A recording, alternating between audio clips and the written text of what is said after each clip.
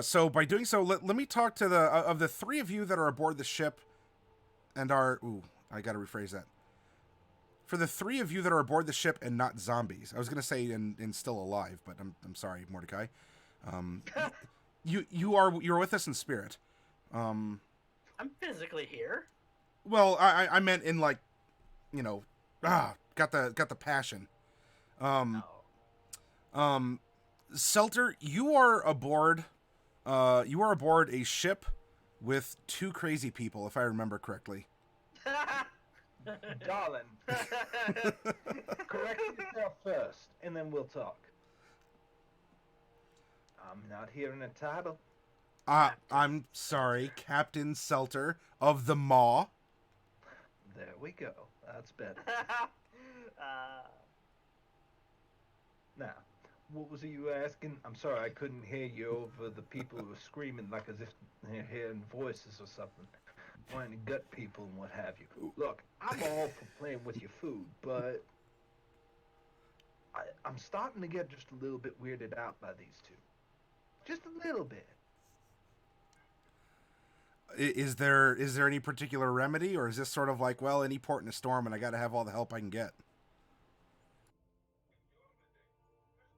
Well, let's just say that the only thing that's saving them is I need to keep hold of the wheel. Otherwise, I might just end up hurling one of them off overboard, just in hopes that the other one isn't feeding them ideas. I'm not sure which is which, and I'm not sure which one's more dependable and which one's more dispensable.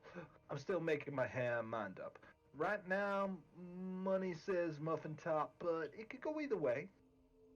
Speaking of money, you have a fancy new bed now, don't you? Oh, honey, it's everything a girl could want, stranded in the desert. But unfortunately, it's just not quite enough. But it's a good start. Well, just in saying that, it's something a bit more appropriate to a woman of my station. Well, for a woman who has everything, all she wants is more. Ah, see, now you're catching on. All right. Is there anything else that you wish to add to your current observation of your circumstances, Selter? Well, let's see here.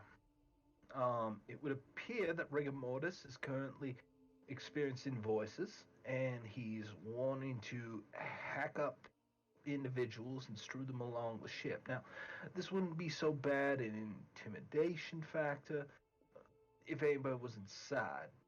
So I'm kind of down for that. It kind of works for me. But it's how he's going about it when he's screaming at the top of his lungs and for once Celine's not involved. Very good. All right then. By the way, just because I may cough if I laugh doesn't mean you don't have to make me laugh, because that'll help me feel better. Let's then go over to, and by the way, Selter, I hope you see that I've given you your own. Look at this. You have the biggest room aboard the ship here. You have all the room you could hope for on this side of the mascot. Uh, Darling, it's everything that I could have dreamed. The only issue is I think I need to be moved a little bit further away and just a little bit higher. I would say maybe about an inch higher, just to, There we go. to be height accurate. If I could somehow give you like a blingy frame to your a blingy frame to your picture here, I'd be glad to do so. Um, Oh, but just, just as a quick question, how tall is Seltar? well, ooh, good question. actually, actually have that written down. She ends up standing at mm, none too tall, only 6'7". Oh, Yeah, a head pretty taller than average. Mordecai. Well, look. Well, I mean, how tall is Mordecai? 6 foot. Celine is not the smallest because she had that reversed because of the regenerate. I also Yes. have Screwed horns. back by I'm not 3 counting inches. my horns on my height, honey. but not if you Oh, stand fine, on tiptail. Yeah. It's like, you're 6'1", I'm 6'2". I'm still taller. Every inch counts. Haven't you You ever heard heard it that, here Mordecai? first. She is concerned with inches. Well, Celine, um, How's that trouble treating you, sweetheart?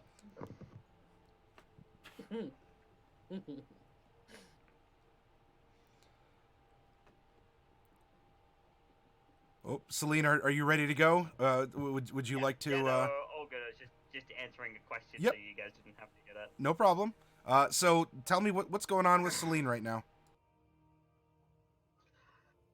Yes, what is going on with me?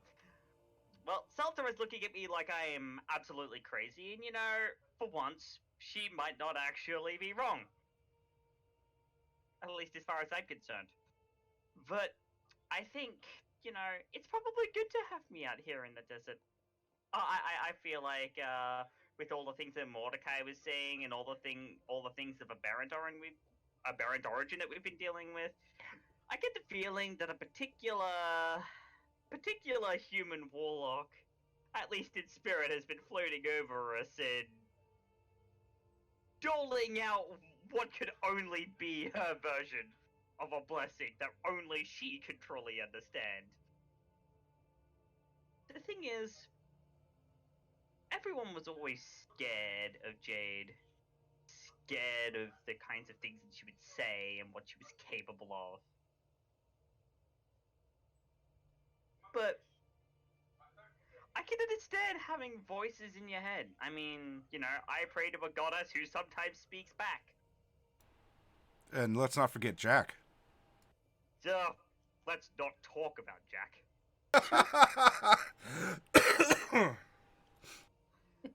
But, no, I think, as grotesque and macabre as it is, maybe her particular brand of flesh and metal together might actually help us in the days and weeks to come, especially since we're flying through very hostile environments with an airship that's barely staying together, not a lot of supplies, and not a lot of way to fix the kind of damage that's been done by the storm of Yeah, you know you're not exactly next little to a supply elemental depot, rocks. are you? Yeah, no, we really aren't. So I'm kind of just any help at this stage is good help, even if it comes in the form of a fleshy, metallic, screaming clockwork thing, abomination, whatever Well, it is. if that's the case, that is an avenue you might have the opportunity to explore tonight. Yeah, I just don't want that particular eldritch abomination biting me in the ass. No, instead you want it biting me in the ass. Well, 'Cause no, I'm the I don't one want suffering I don't want it biting either of us in the ass. I Am I smelling a mutiny? No. We're just planning to upgrade the ship and make it better so that it won't fall out of the sky. I think Are you'd you like that, wouldn't worried you, Seltur? yourself? I want you to take a moment and really consider what it is that you are suggesting, and then I want you to end up winding that back and try and say it without sounding like a crazy person. Look, this is me that we're talking about here. You can either take what I'm saying or you can leave it. It's up to you. Honey, I thought you were doing all the taking in this party. Well, not yet, I haven't. Wink, wink. Hi, Mordecai. Segue. Hello.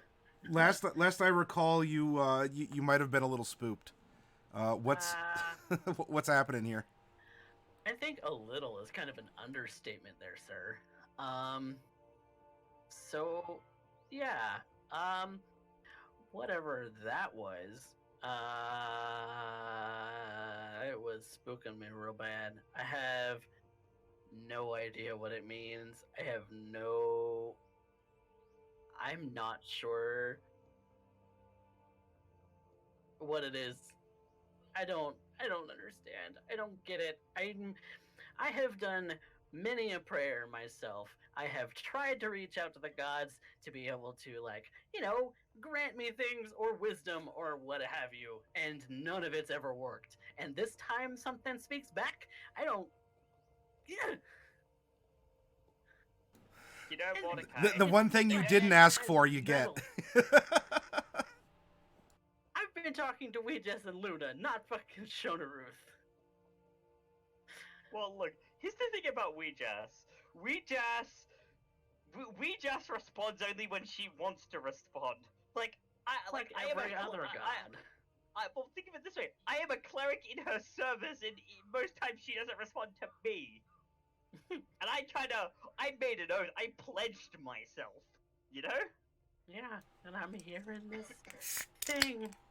I have no idea what it means. And yes, Seltur, it does sound like a crazy person, and I am 100% on board with thinking that. Well, I'm glad that you have the wits about you to realize that you might have lost your wit. That's entirely possible. Well then, I That's reckon entirely possible. we don't want can it. take the conversation back to the desert here. You all may recall the Desert of Islandia. Desert of Islandia. Here's our players. There we go. Now that we've refreshed. Where we had left off, and very, the evening could pass if you so desire. Seltur came out to tell you crazy kids to keep it down. She even still had her kind of makeshift sleep mask on, which would look very interesting for a Dragonborn, I think. And then we had Mordecai. You were slinking into Celine's room to kind of get away from the zombies that were laid out and all the green lines and the whispering and just the things that were happening here. I hope it leaves me alone for the night, because I am going to have a fit again and not let Celine sleep if it does. I'm in my own separate bedroll. Celine is not going to let him do that. Celine is going Just crawl on to the grab floor. him and cuddle him into her bosom and just pet his head and be like,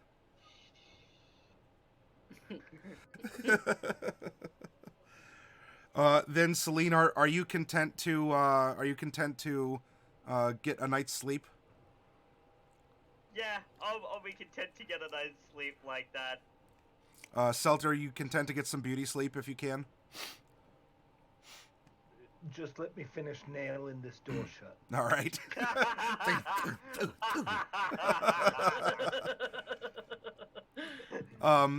And Mordecai, I know that you'd be happy to have your downtime. Yes. Yeah. And so, being the beneficent dungeon master that I am, you all can have your long rest for the evening and morning.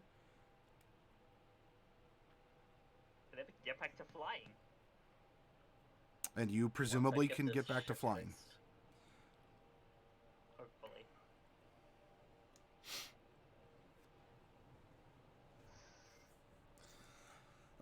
So this is day 2 of you all being in the desert aboard your very own quasi derelict airship.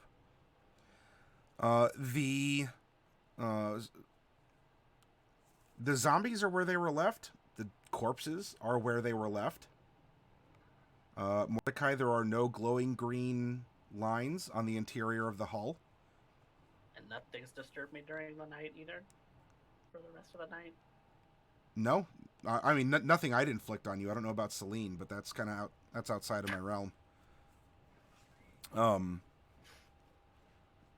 But it is it's a beautiful, bright, sunshiny spring day in the desert.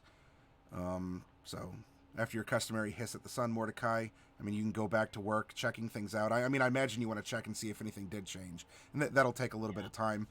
Because you did gorge on Celine, I'm not inflicting any kind of hunger or distraction on this day. Pardon, but we'll see how long that lasts. Celine and Seltur, is there anything in particular that you would like to be doing?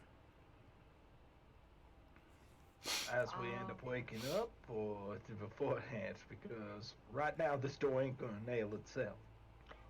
Honestly, I was gonna leave the nail into the other two, but Well, this would be, I mean, if you want to make some improvements inside your own cabin throughout the day, you certainly may. But this would be, you've had your chance to get a mechanical, a long rest. It is a brand new day. well, She thought it was like white wine. Masala is a type of wine. it is a type of wine. Yeah, Actually, no, some there's chicken something on marsala TV, sounds pretty good right now. But I haven't had that in a while. yeah, now I want some too. But no, You just want to call the game and go get some chicken marsala, everyone? Like, just... Sorry, go ahead. No, Selena's going to. Selena has an idea. Oh no. I said she's going to be going into the prayer room and beginning her prayers, and so she's going to try and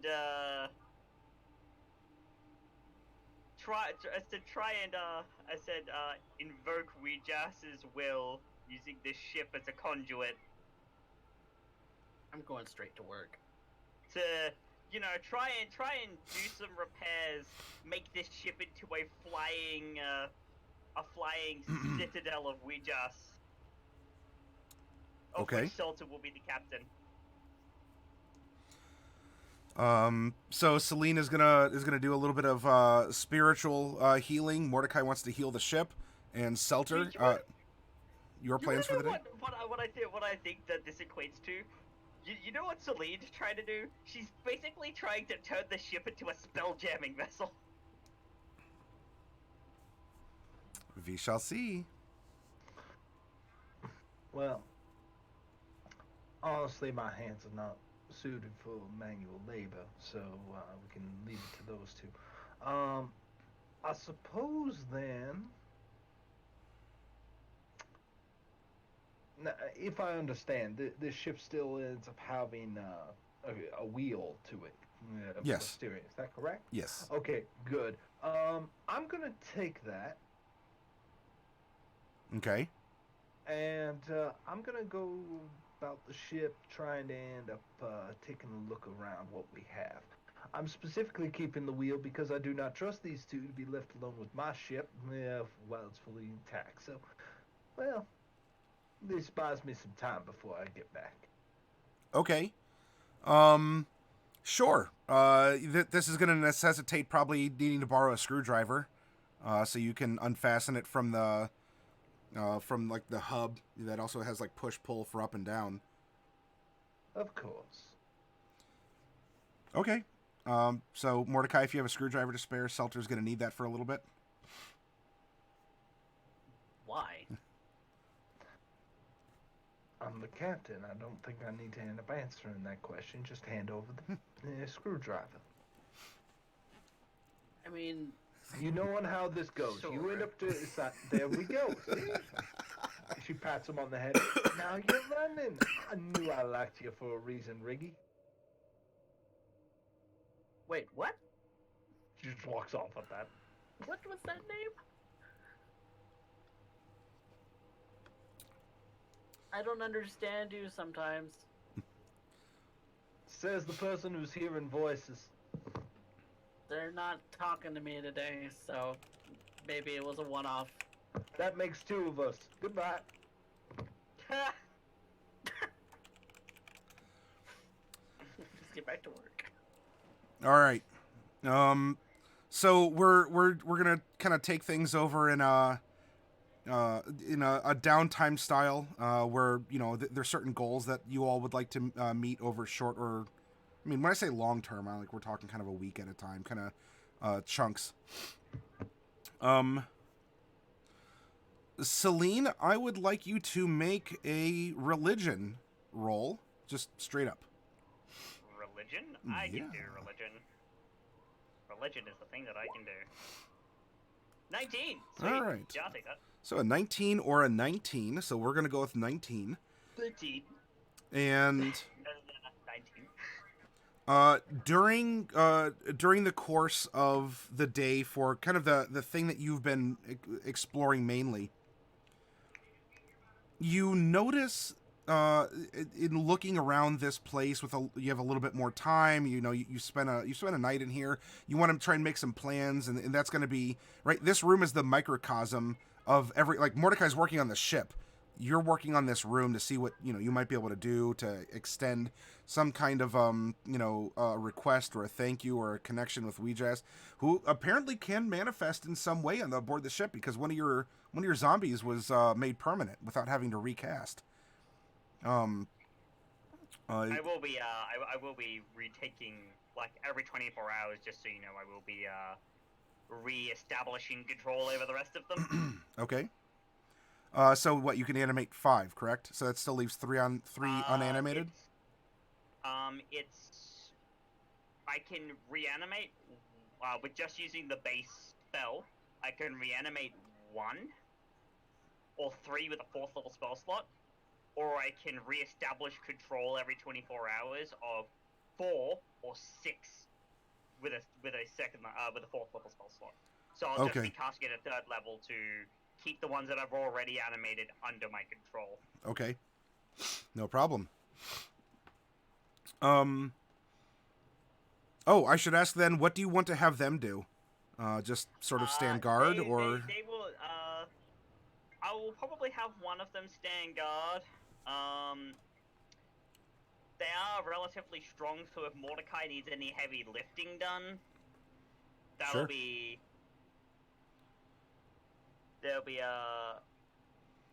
that's where they'll go. Okay. So, Mordecai, you have a couple strong backs to help you if you need to have any zombies do some heavy lifting, or, hold this up. Do they listen to me, or have to listen to her to listen to me? I can, I can, like, tell them to listen to you, then not listen to you, so it's fine. Perfect. You just need to give very short instructions, such as pointing and saying, move or follow, or, Lift. All right. So, Celine, over the course of your research here, you are finding indications of, well, I don't want to say indications of Ouija's worship, because that's obvious.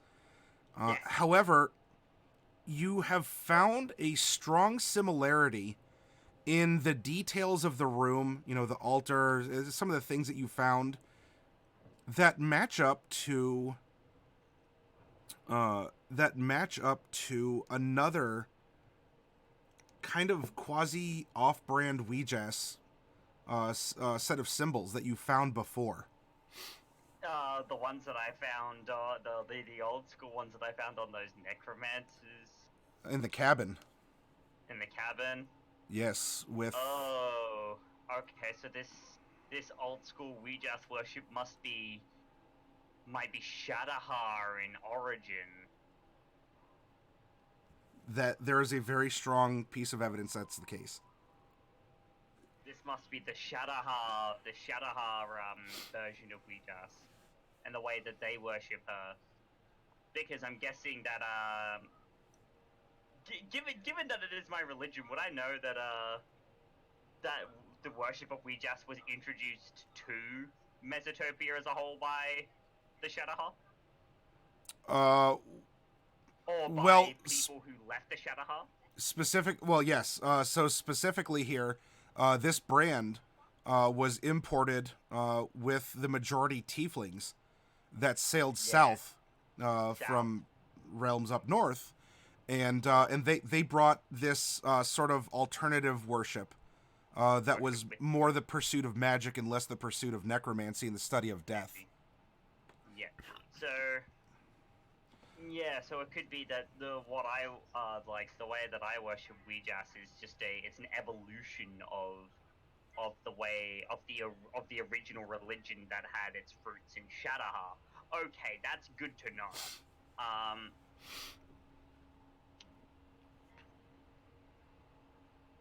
Having both available is actually probably an idea as well, because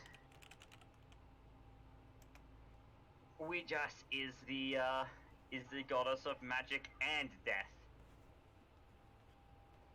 So if you can bring both together, maybe another revolution might.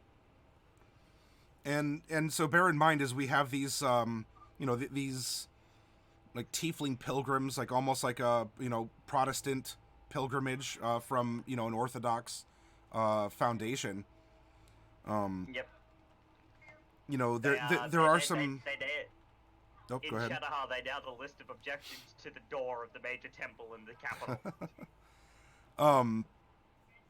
So we have there's an ideological difference. Now you're not finding anything like a version of their take of sacred texts. Anything that is seemingly is more of the major, the major pieces of worship. Any sort of like religious sashes, iconography that is portable or wearable seem to be gone. And there's definitely places for them to be, but they have been taken. He probably took them with him when they abandoned ship or were banished. Depending on which version of the narrative you want to go with. Okay. So yeah, finding that out doesn't particularly surprise me. It just means that I don't particularly like the Shadowheart Empire more now. Yeah, no, I'm just gonna continue to pray my heart out day and night to see if we can solve some of our problems. Or All right. if we just can solve some of our problems. So that I may better be an instrument of my goddess as well. All right. Mordecai, as you are you're making the rounds here, and you have some at least physical backup in capable form. I don't think this necessarily means that you're instantly comfortable with zombies. I mean, they're not looking any prettier. Especially that guy. Oh, that one, yes. That will be there is one on guard. I what I'll have Celine do is I'll make sure that the ones that go down and help you aren't the ones that wasn't the one that was screaming in your face. It was menacing. Watching him. It was like it was menacing me. It's like, but zombies can't talk. So it wasn't the zombie. It doesn't matter. It still used his face. It used its face. Used its face. It's like, it's like, Selena probably mentioned in the body, it's like, that was probably Stoner, right? Yes, you've mentioned that before. I don't believe no, it. it's probably Stoner. Are you surprised? This used to happen all the time when Jade was in the party. Are you surprised? Because I'm not. It happened to her. Not me. It happened to her, and by extension, the rest of us. That's how Jade was. She was very selfless like that. I knew that'd get a giggle. But she was very selfless like that. She was selfless. She'd like to let us know that this stuff happened. Yeah. Doesn't mean I have to be comfortable with it. Mordecai, go ahead and make an intelligence Tinker Tools check for me. Yeah. Okay. Oh, move my mouse. I will be right back. Yep.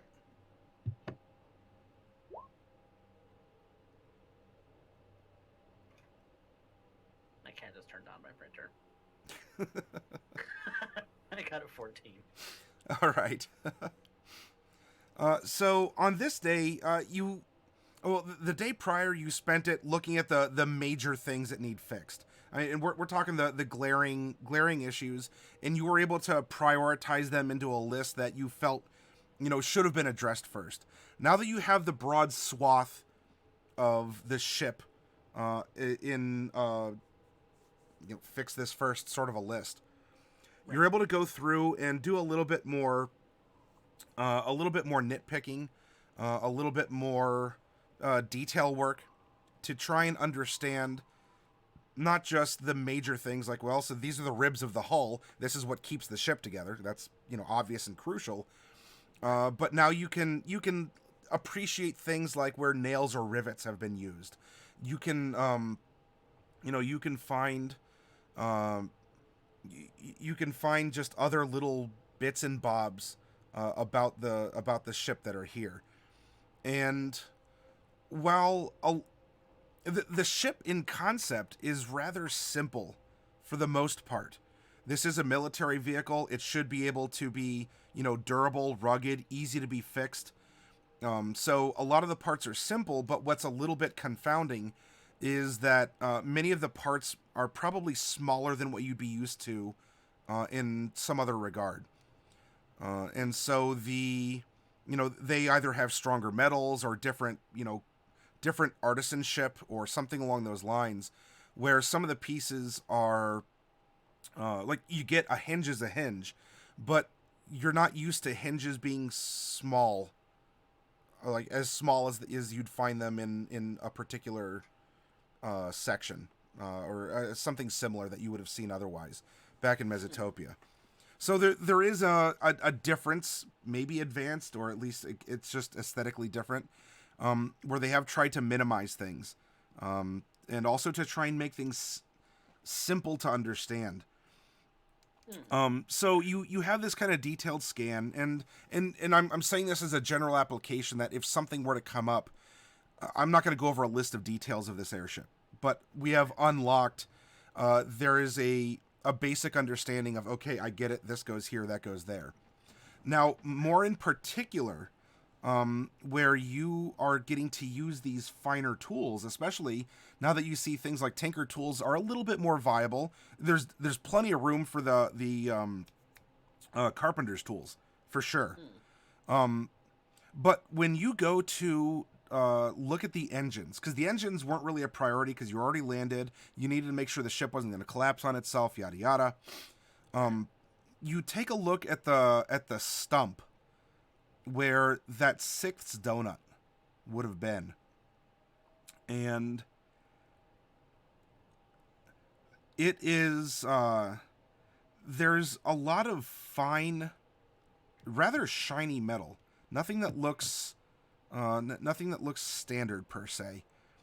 And so I'm gonna ask for a couple skill checks here to see what you can detect, as you're going to be spending a good chunk of time on something that it's a crucial part of the ship.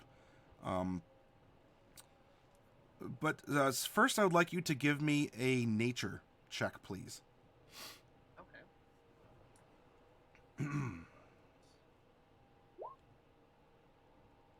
Yikes. Well, even with a roll of a 6, you have some knowledge by not knowing something.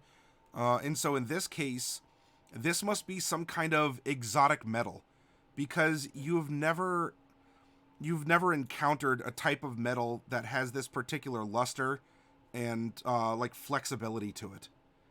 Even having worked in a tinkering shop Correct. long ago. So this could be a custom alloy from up north, or something in particular. Within the territory of the Shadowhar Empire, as vast as it is, they do have many a dwarf, and they are known to harvest interesting minerals or to create different alloy mixtures. But it's definitely not a common metal. So, I mean, if there's 100 different metals, then you might have limited it down to 10. Now, you may not know the names or properties of the 10, but at least you know it's within this narrower band. Right.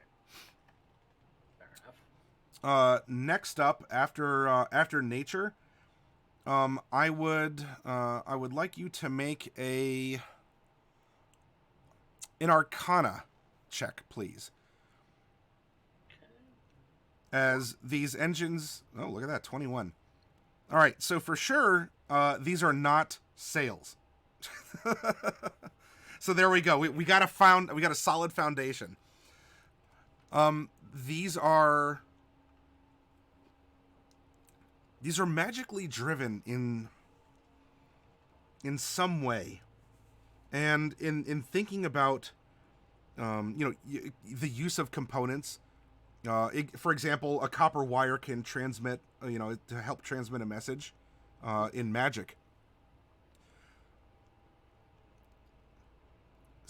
Whatever was or is fueling the engines must be receiving some kind of command through the wires to manipulate the engines.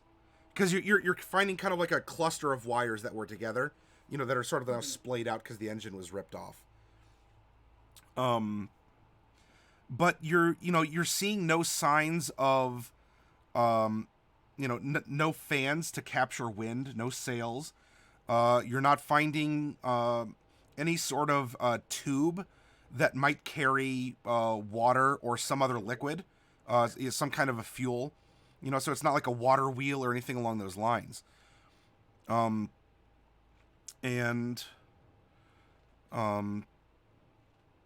So it's something that is contained inside these things, that is controlled by exotic metal and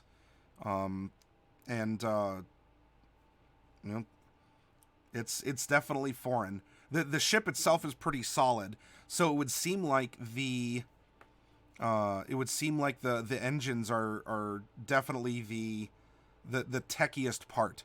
Now maybe the Shadowcar folk, this is common, they can fix this in any old garage. If there's no reliance on wind, no reliance on some sort of metal or a fuel like a fire to do whatever, I don't know, something. Anyway, so to continue on, as you're crawling over the ship, now I would like you to make... You can either make a wisdom-based Tinker Tools or an intelligence-based Perception, as you are going to try and follow these wires and such through the ship. I'm going to do Wisdom Tinker Tools. Okay.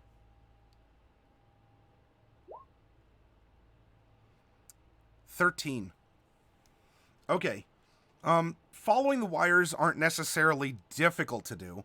However, they are going to go into a part of the hull where they do enter kind of like a conduit, like a sleeve that would hold them. And so from here, there's not really an easy way to trace it without breaking the hull more. At least with your initial understanding or your current understanding of the ship. But with more time, with more time, you might be able to follow the conduits. That's what I'm going to do. I'm going to follow where those lead. Okay. So this is going to take a good portion of time for you to try and carefully do this without damaging anything else. Seltur. While Celine is investigating and praying and coming to interesting conclusions, and Mordecai is crawling around the inside of the maw, you take your screwdriver back, kind of early in the day. Not that this is going to necessarily take a long time. And you take the screwdriver to the wheel, and you start unscrewing it. And there's really no check involved. It's simple. In fact, it's very simple. This isn't super fancy. But maybe you can appreciate a good practical build. Now, go ahead. No, go ahead. Okay. So you take out the central screws, almost like a hubcap on a car, in our IRL life here. And as you do, you can pull the wheel is nice and decorated, but the assembly is very very standard. You can pull it away, and you can see that. Actually, make a perception You can do this one at advantage because you're up close. Wow, feast or famine. So it's a 1 or a 20. So, We're slowly working our way back to average. yeah. Next roll, 2 and a 19. It's all right. At least y'all aren't like loading up on a bunch of like criticals on one way or the other to, somehow have it swing later. All right. So perhaps at first, Seltur, you were a little disappointed until you pull the wheel off, and you notice several things. One, that on the stand, there's a nice, like a really bright, shiny metal disc where the wheel like does screw into to make contact. You're also finding a similar metal on the inside of the wheel's hub. And so, if the steering wheel has spokes around it, you're finding that there's a metal contact. So if I'm here, and I'm facing the steering wheel, there's a metal contact plate. And now that you're kind of looking at it, because that does look nice, but it's also a little weird that the wheel is attached to something else that turns. But you notice inside of the wooden wheel, it's decorated with a lot of flush little nail heads or something that have been sort of driven and shorn up with the handles. And all the handles have these little shiny metal dots on them. And now that you're like really up close, you're disassembling this, and you're like, this is your ship, and you're taking the wheel. Actually, you are taking the wheel. It's not metaphorical. You see that there's a lot of like little metal spots on the handles.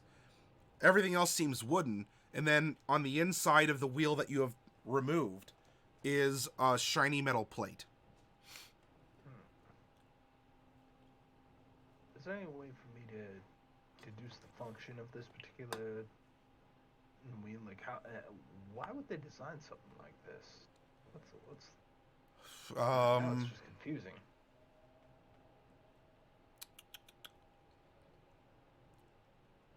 We could do maybe an investigation. I think an investigation would work. Take 15. 15, not bad. Well, metal's a nice solid substance.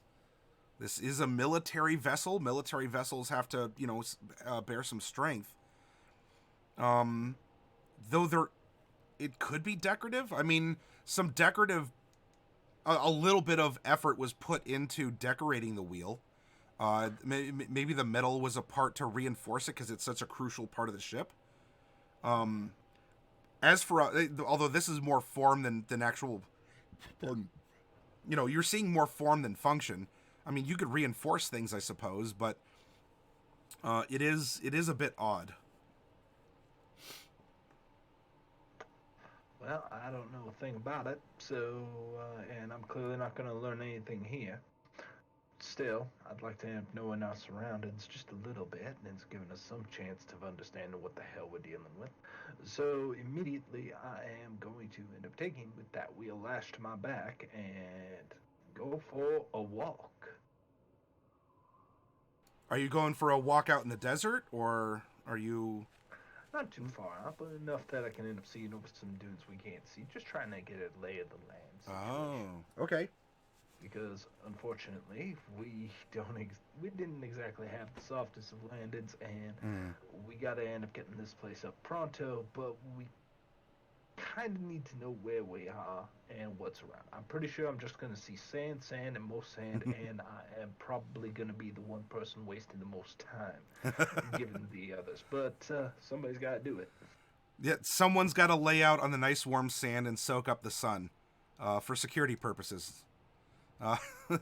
Sure. So Seltur, unless you're not actually perceiving, because you are actually laying out in the sun, which is very warm on your black scales. You can give me a perception, unless this is Hey, I'm gonna go watch for. Gotcha. All right. So, no roll needed. Seltur is on point.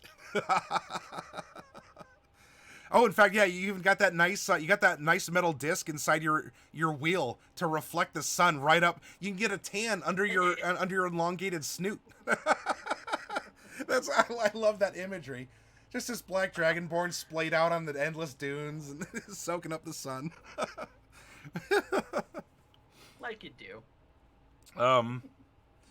Very good. So,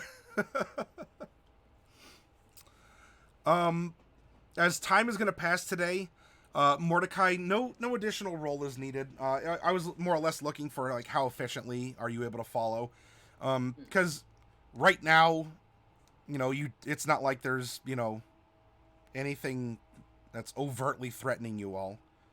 Seltur on the lookout hasn't said, "Oh, there's a patrol coming in" or anything. Celine hasn't somehow summoned a demon into the room. And the zombies have followed your orders, which include don't talk to me, don't look at me, and stay over there. That's exactly what's going on. Although I will say, Mordecai, they are. It's already been a day, but with the desert being what it is, the necromancy doesn't necessarily prevent them from starting to fester a little bit in the sun. Yeah. Yikes. And so Mordecai, you are following some of the cables very carefully. And Seltur is not inside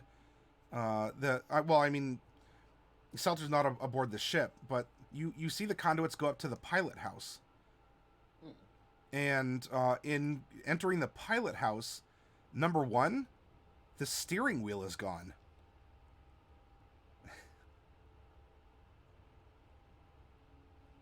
I look around the rest of the ship and try to find it.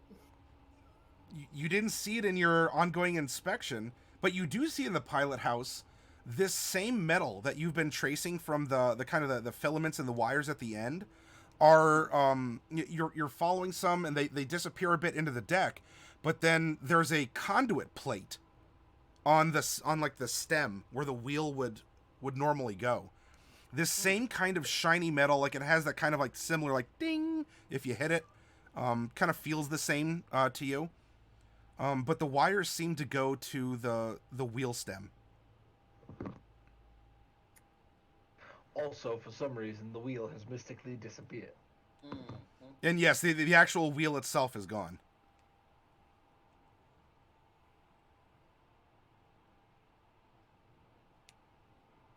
Would Mordecai understand that the whole function of the wires is to change the pitch and the direction of the ship? I mean, obviously, In broad concept, yes, that this would, in some way, by tugging or pulling.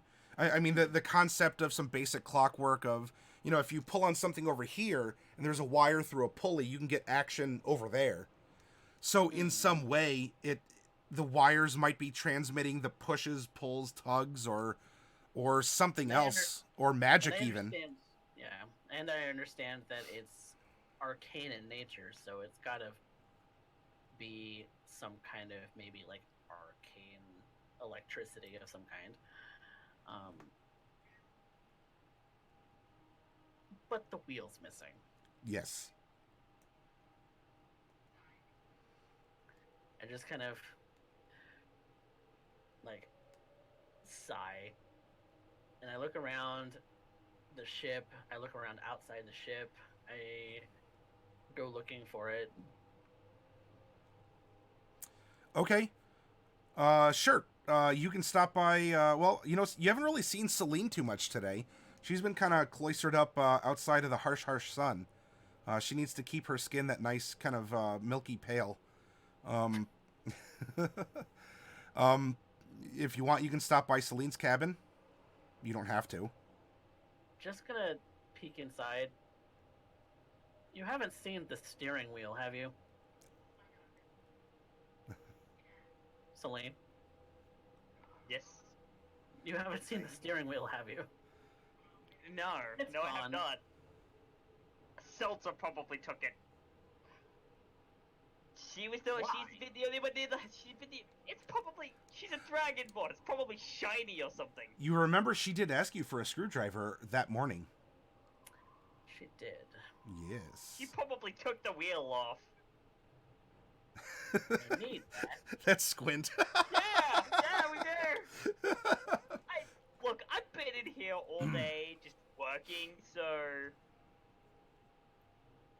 Any luck? Well, you remember that cabin where we fought those necromancers? And they had the old school Ouija symbols? Yeah. Yeah, a little bit of investigation turns out that, that's the original form of Ouija worship that comes from Shadowheart. And that... As in, Shadowheart is the cult? Shadowheart is where this particular form of worship of Ouija comes from. It was then introduced to Mesotopia and Mesamaska in particular by the tieflings that sailed south. The majority tieflings that settled in Mesamaska. It then evolved. It then evolved into what I worship. Into my form of worship. Means that kind of like kind of like what you already know. So. Yeah, but no, it seems that we just worship originated in Shadowheart, which is interesting to me. The other thing is, I mean, a lot of gods worship kind of come from other places. Yeah, but you know, it's a little tidbit. But besides that, there's also this entire thing of said with we just having marked the ship and everything. If I keep trying, maybe I might be able to get her to give us some assistance. Maybe. Well, I've kind of figured out a lot of how it works, so I just need that steering wheel and maybe find the power source. Mordecai, as you're having this conversation with Celine, I would like you to make an investigation and then a religion check, please. Normally, both? Whoop. Okay, yeah, normally both.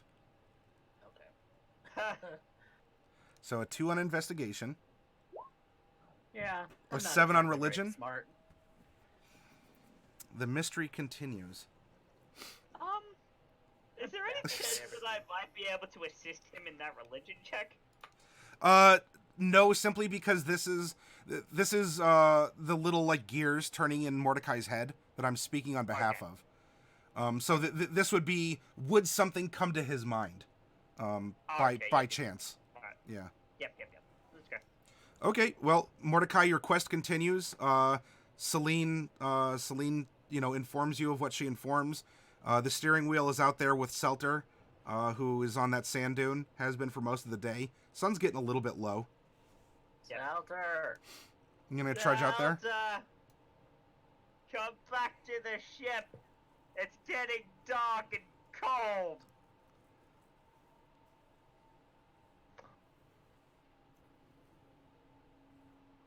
I think We'd prefer you not to freeze to death.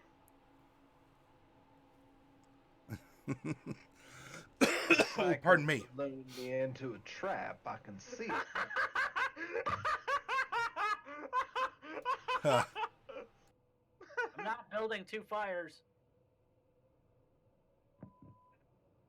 Mordecai figured out how the ship works. Mostly. Like, as soon as you do, try and imagine the Wile E. Coyote across the desert where it's just nothing but spraying sand in a straight line towards the ship. And immediately she just kind of appears up. She hasn't even pulled the steering wheel out of her hands in the sunning position. Say what again? Kind of figured out how it works. Mordecai basically figured out how it works. Why did you take the steering wheel off? Mostly because I'm dealing with 2 individuals who are emotionally and psychologically unstable. And at any given point, that's what a crazy person would say. All right, maybe I'm a little crazy. You're just emotional and psycho. That's all. It's like he's trying You could to have repair broken the it. ship, and you. And I took it off without ripping it off. There you go. There's my contribution to the task at hand. Next time, run it by me first. Mordecai is Seltur's he like has to presenting, get and I this could have idea, torn that's it off. You see on the steering wheel, some little metallic glints in the lowering sun. Some little metallic glints that are sitting flush with the wood of the spokes for the wheel. I want to look it over and just to see how it is. What are there, like crystals in it? Is there a power source? Is there something that's Okay. aside from the metal that kind of powers the ship or gives it commands or something? It's the same shiny metal that is flush in the handholds and that is forming an interior disc to the rest of the otherwise wooden, partially decorated wheel. Mm-hmm. That would then, sit, and when you screw it back on, it would make contact with the other metal plate on the stem, on the steering stem, to control. But there's nothing. I mean, there's no buttons. There's no levers. I'm curious. The engines are powered down. There's no power to them right now, right? Correct. They're not humming or anything. Okay. I have a thought.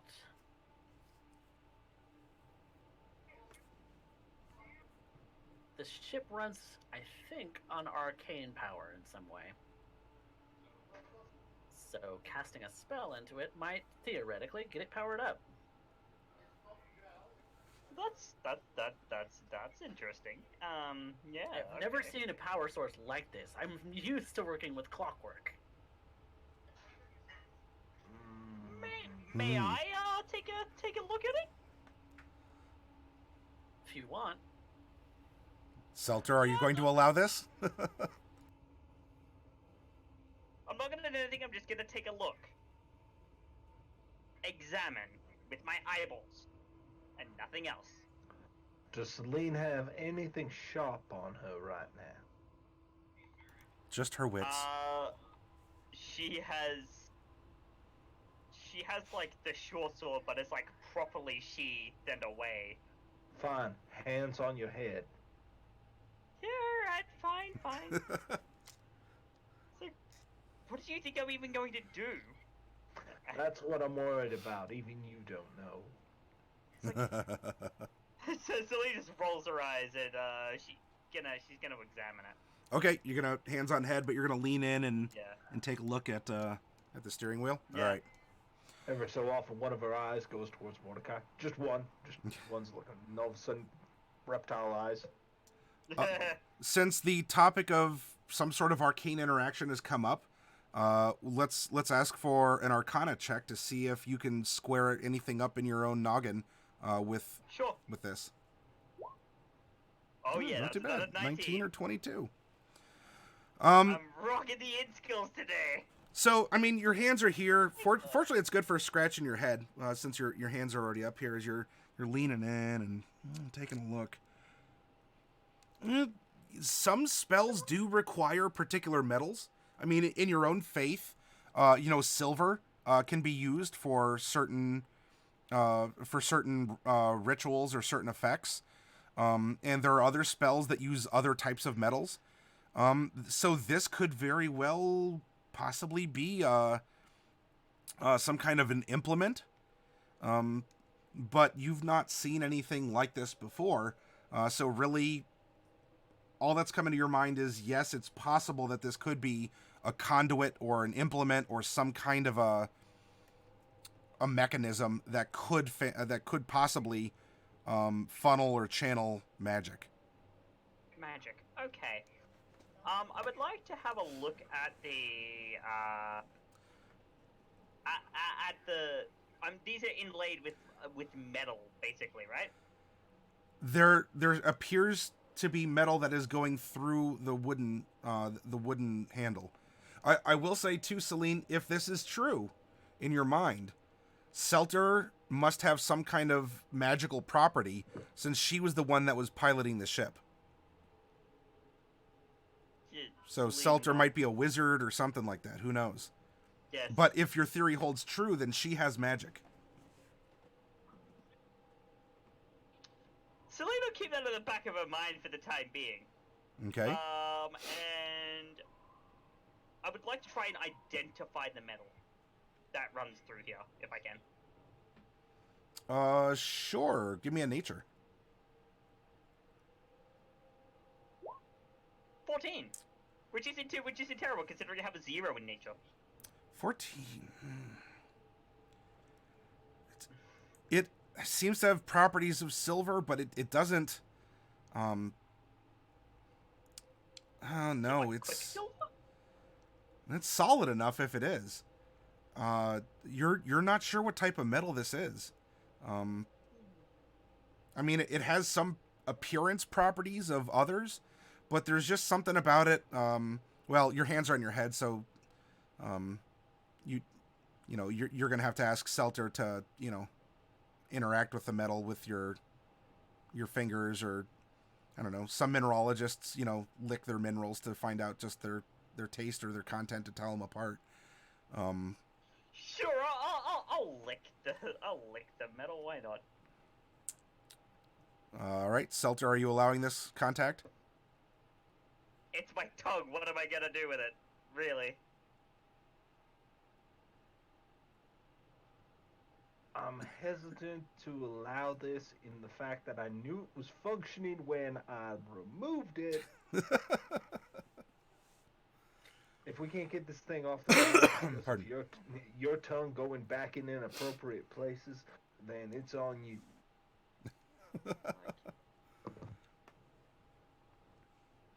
Should identify it by taste. Okay. Well, it's not. It doesn't have any sort of like a zap. Like it doesn't like interact with your saliva in some interesting fashion. It doesn't really have a taste. It's not rough. It actually seems to be polished very well, kind of like the wood. So it's very smooth. There's no little like pits or indentations or anything. But there's no real taste to it. We should probably Interesting. attach it and see if we can get it. Yeah. It's now having a look over it. If my theory is right, the ship runs off of arcane energy. I mean, that's my theory. And Seltur was managing to keep it in the air, and she slow turns to Seltur. Dot. Are you a spellcaster, Seltur? Are you able to channel the forces of the arcane in some fashion? It's why I have you. That doesn't answer my question, Seltur. And yet it does. What's it And yet to it you? doesn't. We can do this all night if you want, but right now, the only comfort I yes or currently no? have is that I know that you're talking to somebody who's real tonight, which is a nice change of pace, I might add. It only makes sense, really. It would if I could end up casting a spell of some sort, but I have never indulged in wizardry of any form. I wasn't talking I'm not a about wizard. wizardry. Yeah. I just cast asked spells. if you were able. I was just asking if you were able to manipulate magic, not if you were a wizard. So you're asking if I will cast a spell for you. Do I understand that? I'm asking if you can. I'd like to see a demonstration. We don't know anything about your skills, really.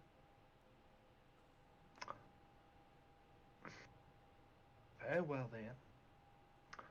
She places her hands open, begins to recite in Draconic as she ends up performing the action. A very practiced motion, most certainly, as she ends up doing so, and in speaking this here language ends with a huzzah, and as she does, both hands come up and are making inappropriate gestures to you both. What was she saying in Draconic, by the way? That's a language I understand. Between the lines. What was she saying in Draconic? Yeah, because I understand that language. Abracadabra, bullshitting myself, on of the conjuring of the bull. Selene is just going to deadpan at Seltur and be like, "You're very funny, you know that?" Seltur summoned 2 birds. Darling, I am hilarious. She's just like, yes, you are, but just for your records. And she'll just turn and speak in Draconic. I understood every word of what you were saying, and with that she will turn on her heels and head for the prayer room. And as she does, she's gonna be like, "Can we also install the wheel back onto the ship, please?" I plan to.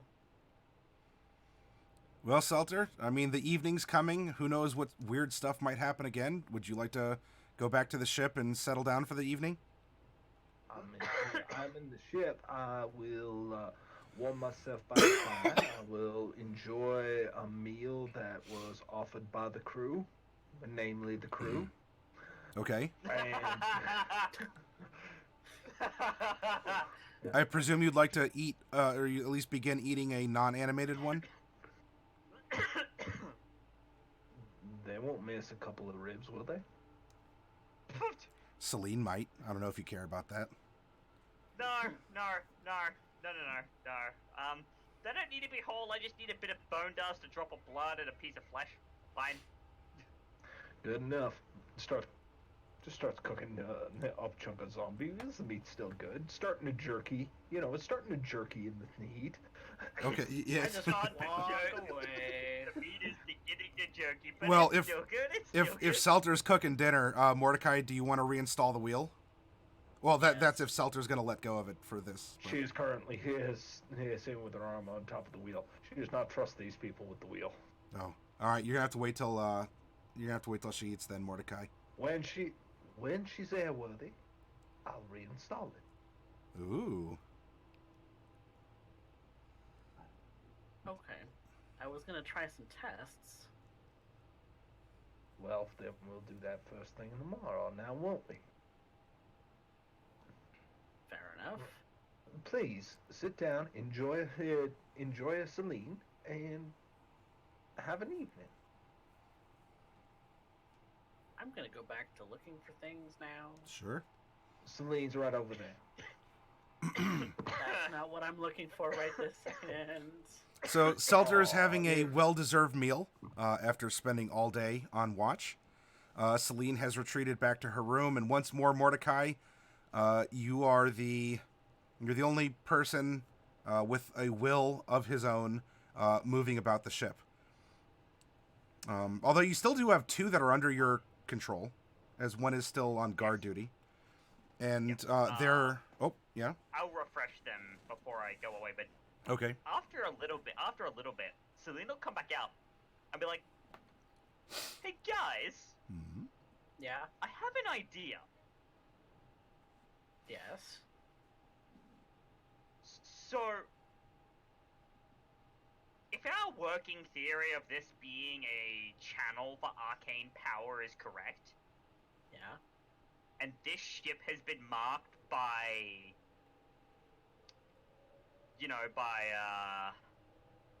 Rejas, Mm-hmm. maybe it's become a divine conduit as well.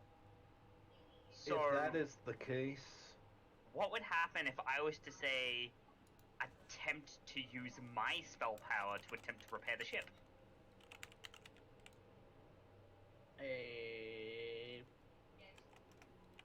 I'm Well- willing to take anything at this point. And I mean, we could start off small, not use anything destructive to make sure that the ship itself isn't harmed. We don't do any more damage, right? needs a little bit of dissolving.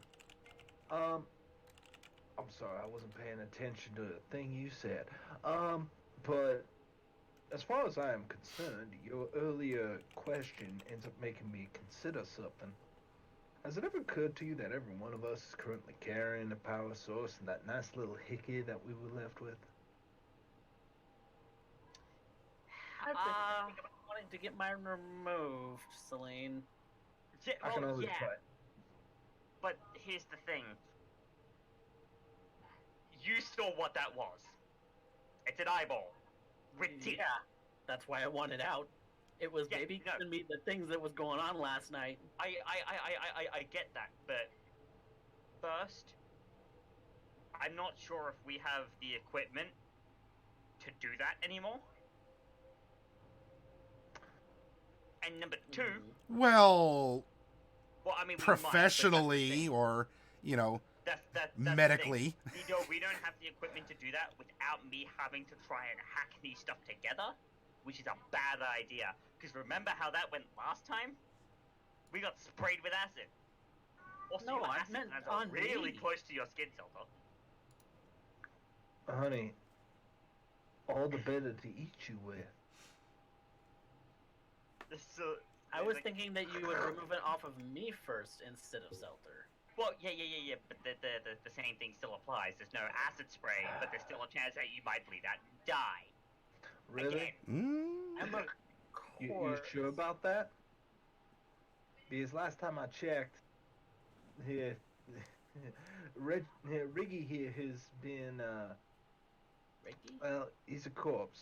So at this, Again is the operative term.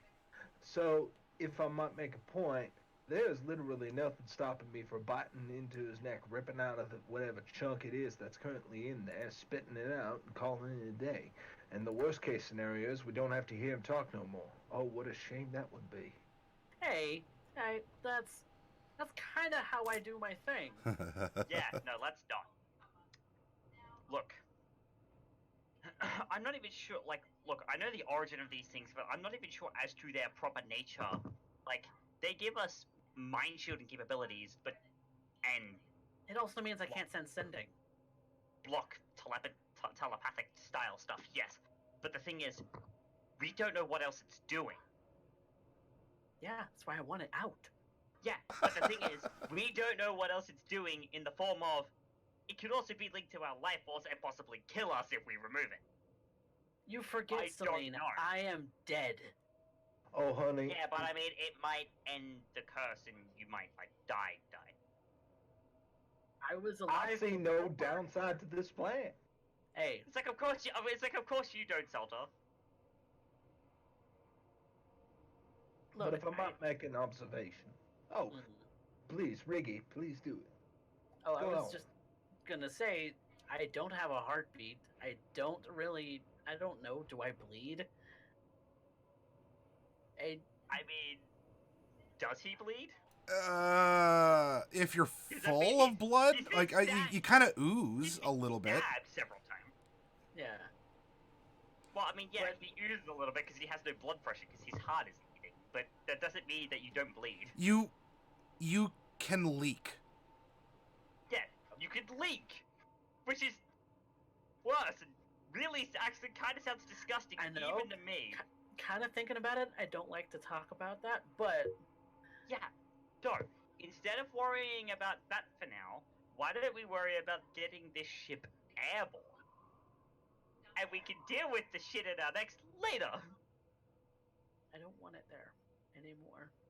Oh, I don't want the eyeball in my neck either, Mordecai. But sometimes we just have to suck it up and deal with it.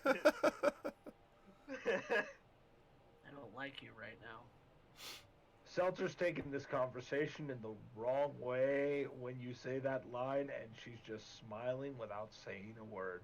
It's like, look, it's not comfortable, I know, but we have we kind of have larger priorities.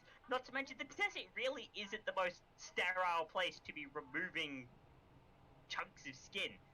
I don't want you to get sand in your wounds. Again, I'm a corpse, Celine. Yes, you are a corpse. You are a corpse which I can't None of this repair. matters to me anymore. You're a corpse that I can't repair if damage happens. If your head gets cut off, I can't stick it back on and you'll be just a head.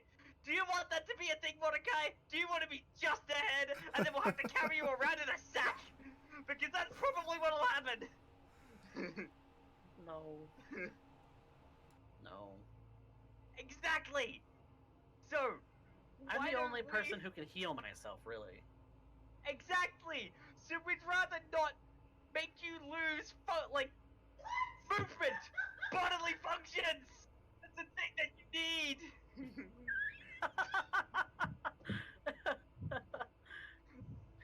So let's not put that at risk by me accidentally removing your head and then you losing the only chance that you have of healing yourself. Okay?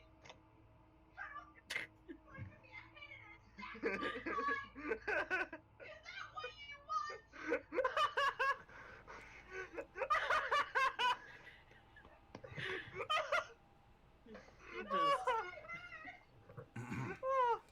Well, Mordecai, what's your plan? My fiance. I just... Down in the back room, all I hear is, "See, All right. want me a head in a sack, Mordecai?"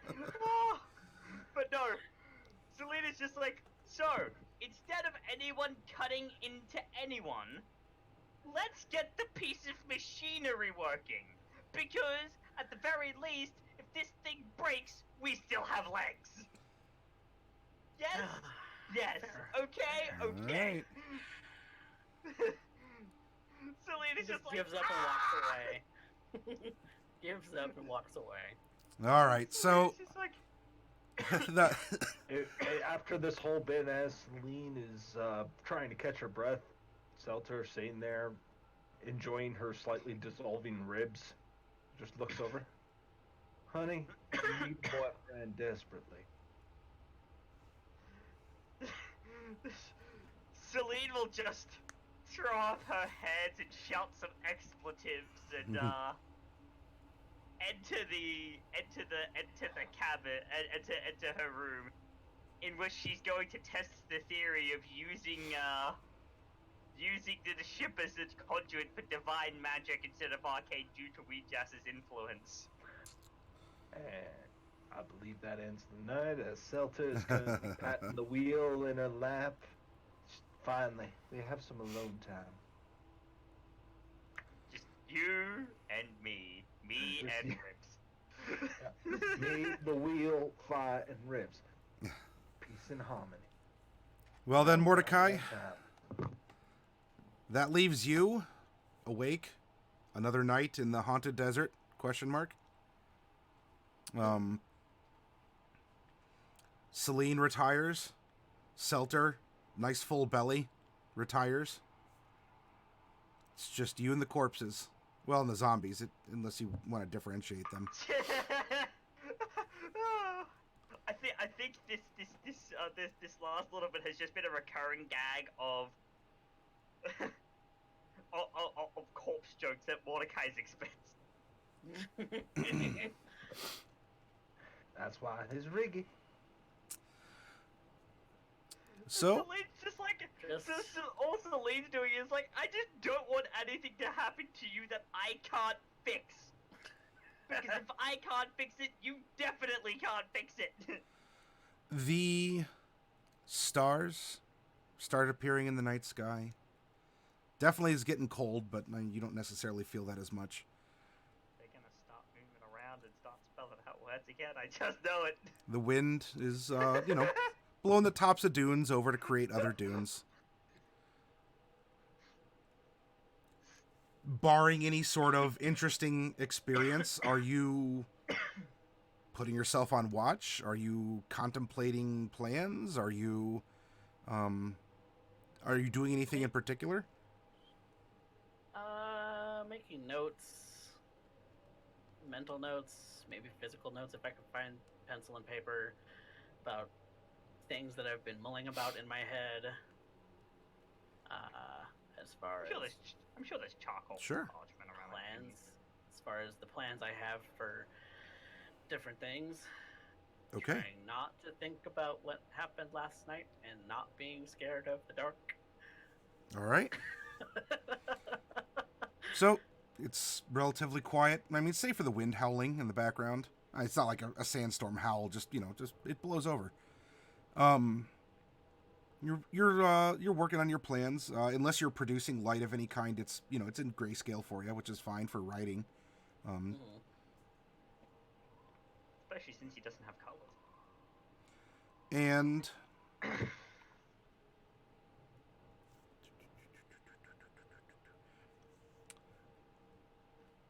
roll another investigation for me, please. Straight up.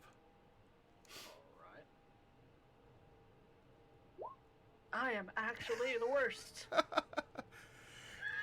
So Mordecai, you're just sitting there, for everyone out there. Mordecai got it too. So Natural 1. You're looking at your notes and just things are just not coming together. You have these pieces in front of you, and this tinkerer. You want to be this aspiring inventor. This especially because Selena and Seltur both put pressure on you. Like, hey, we're not going to really do anything until the ship is fixed. So. Feel like I'm letting down my my mentor from way back when. So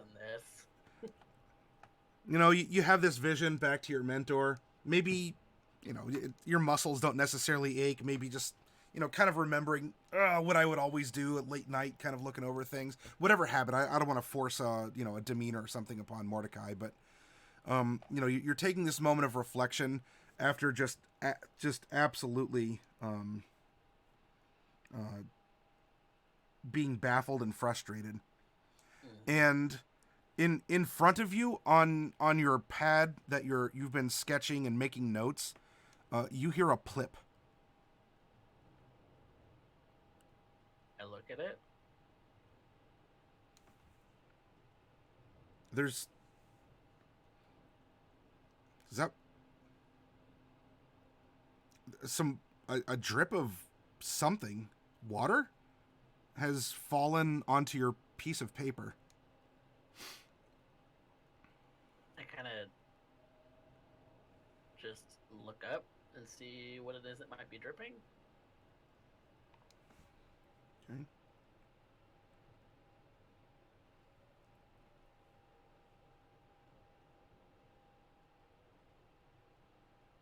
You take a moment. You're having some difficulty even with your natural dark vision.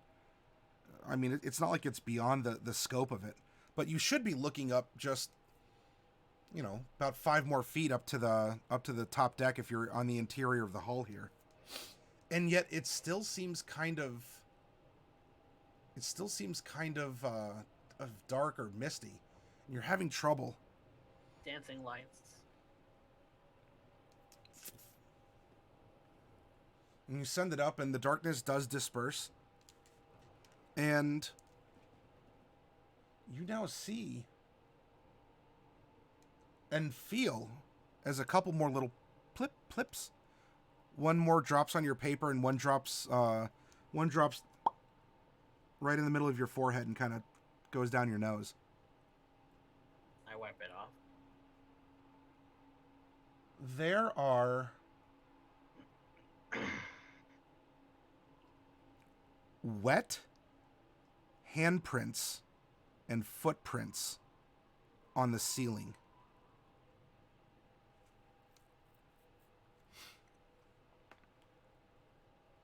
Going towards the rear of the ship.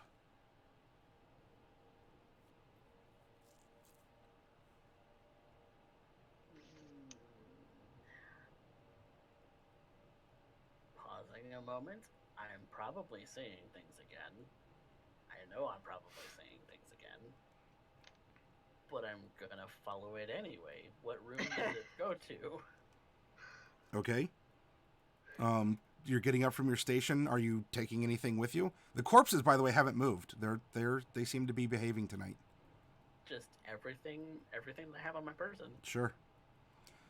As you are packing up your notes to go follow this as well, with your expert passive, and we can use your passive here for sure because you are, I mean, you're not super paying like specialized attention to this. You see that the couple of plips of water on your page have made some of the ink run together in a bit of a swirl. Oh. And in a very, I mean, calling it cursive is generous. At least it conveys the basic form that letters are flowing, but the handwriting looks very fidgety and odd as the ink sort of swirls like drops of watercolor in water. Flesh and metal. Before it kind of runs off the side of your, like it pools and then it runs off the side of the paper.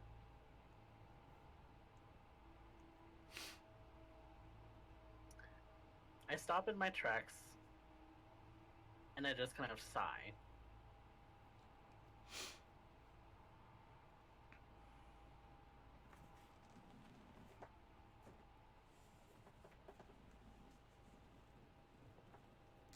You're gonna have to elaborate if you want me to do something specific.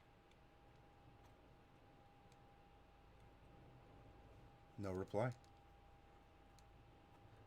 With the exception of further into the dark hall of the maw are occasional other plips.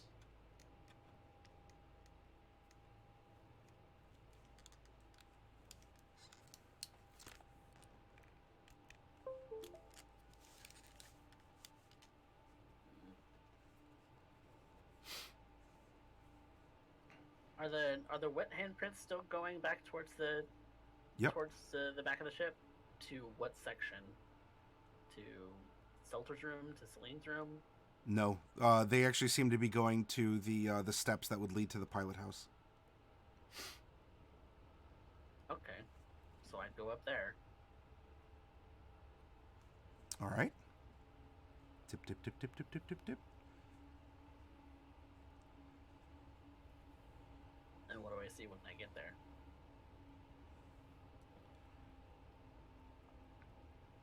Inside. Oh, hang on. No trouble, cats. I'm onto you. Are you gonna come up? There we go. All right then. Well, we have a cat, everyone. Ta-da. Ta-da!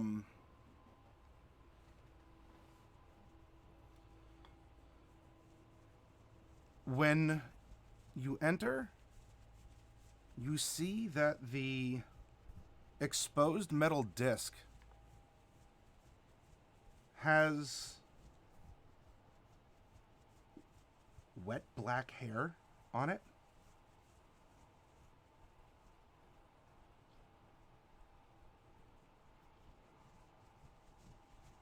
That's creepy. And when I go to touch it, is it real?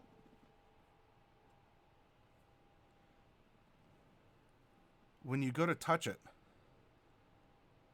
in a flash, it coils up and over your wrist, travels up your arm, and seemingly nestles into your own hair.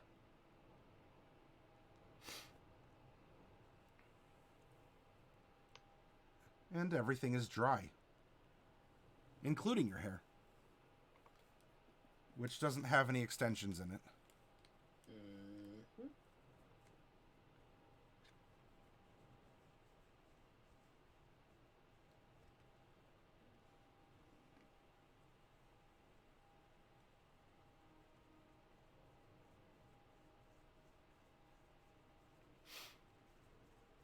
I am very confused.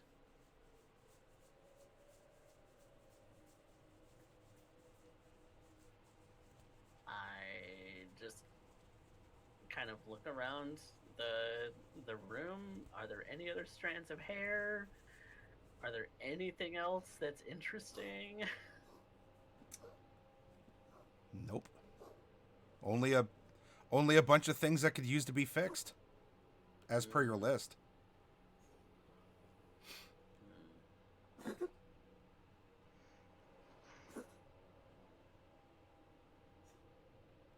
not gonna bother Selene or Seltur in the night because they need their sleep. Mm-hmm. But that was weird.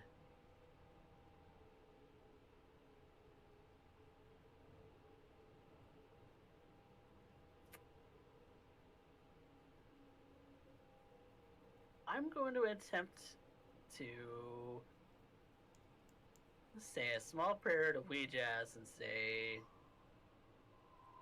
if there's somebody out there trying to tell me something, they need to be specific because this is dumb. I am not a cleric. I am not a person. I'm not a clergyman. You have to be direct with me. So, either you be direct with me or cut your bullshit. And I go back downstairs. All right.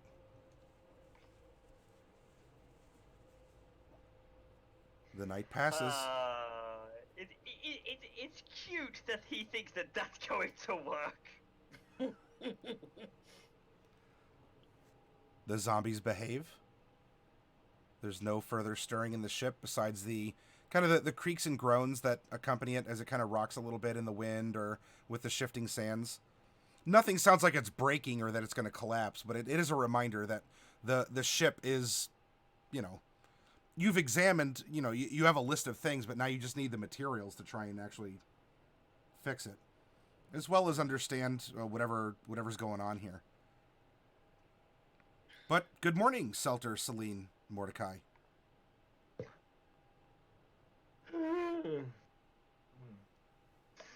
Is breakfast done yet? No, I'm not cooking. make it yourself. Do these look like the talons of a person who cooks for themselves? We I have thought not. rations. We have rations. That's kind of what we're living off of at the moment. Look, I occasionally enjoy a little bit of barbecue and dip, but... Alright. So where do we stand right now? Well, I mean, we had that theory of mine that we could try. Mordecai, you said there was things you needed to fix. Yes. And I had another one of those things happen last night. Oh boy, what happened? Nothing too in my face this time. Okay. It was more along the lines of I felt dripping on my notes because I'm working on some things aside from just fixing the ship. Yeah, okay. And the drop of water just kind of spilt the ink and made it say flesh and metal again. I keep telling you, it's Schonerith. I figured. Okay, as much. what the hell is a sugar root? Shonaruth is an entity that a friend of ours Made a pact with, worshipped? shall we say? Maybe? No, I don't know. Made a pact, kind of. Made a pact, Something. worshipped. Either She's way, our- unfathomable eldritch abomination. Don't think too much on it. Trust me, you don't want to think too much. A wielder of the arcane in some weird way. That's all I can say. But Have you ever seen a flying chunk of clockwork and screaming faces? Because I have. No, that's real. You remember She that just friend? immediately puts her talon directly over or Celine's head. Just probably eats up like 3/4 of her face. You remember that friend that we told you about when we first met? Oh Jade? yeah, the one you gave that performance to. Yeah. Yeah. Kind. Yeah. Well, I mean, no, you're right, but yeah, no, Yes. That's the one. her. She. Got consumed by a flesh tree. Yeah. And yeah. You're crazy. I got it. I can't believe I managed to pass that off so casually. It's like, oh, she got consumed by a flesh tree. Yeah, a little bit too casually for Mordecai's liking, but she she would occasionally get visions and things like that from this entity. I'm almost positive because she would always say the weirdest things, but somehow it made sense and came true. I don't know.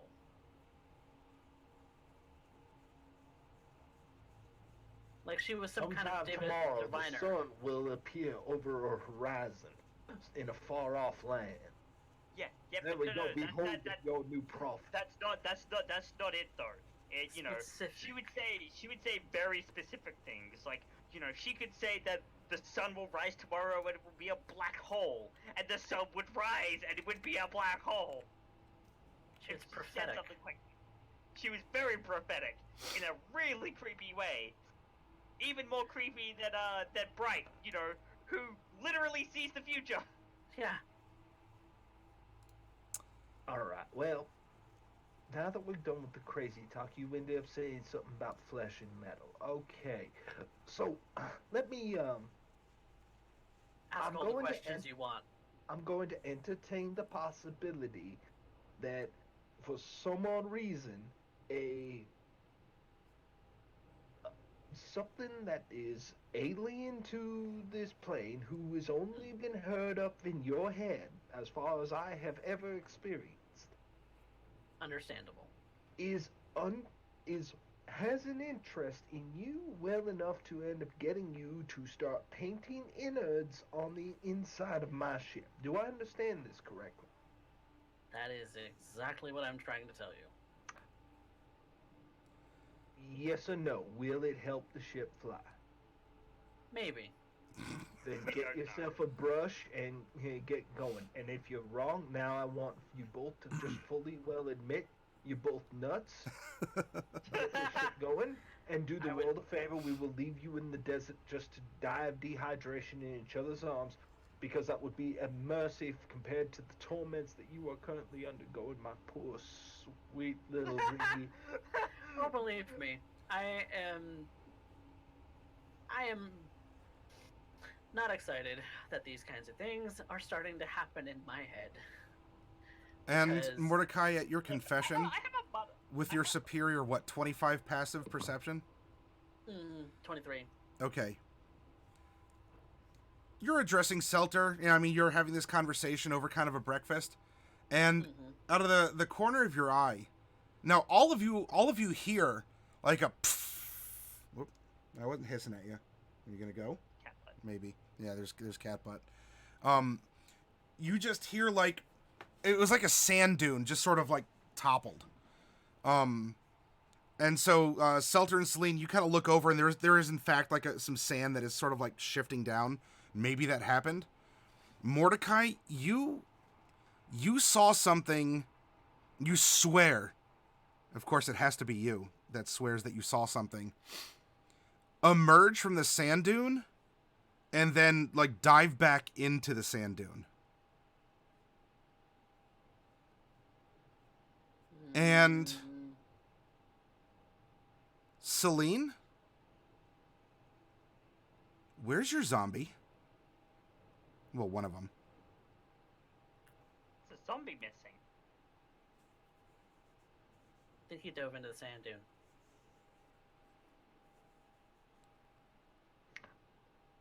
Do they tend to do that? Not on their own. Considering I am native to Aslandia, may I roll a nature check to see if the Aslandian desert is populated with sandworms? It would be a pleasure to have you roll a nature check in such a regard. I am now quickly taking the wheel, and I am trying to fasten as quickly as possible. 13! If I gotta force this 13. thing to fly out of spot, I will do so. There are many creatures that do live beneath the sands and the rocks of the Aslandian desert. A giant colossal sandworm's one of them. It could be, yes. There's also a creature. There's a creature that colloquially are called sand dogs. And sand dogs and worms. I mean, most all the desert creatures are scavengers. And as you're putting this together, you're thinking of a list of species that might come by, and you realize that you've been static for about 2 days. You're having some pretty ripe corpses kind of wafting on the wind. Yeah. What okay. animal could it be?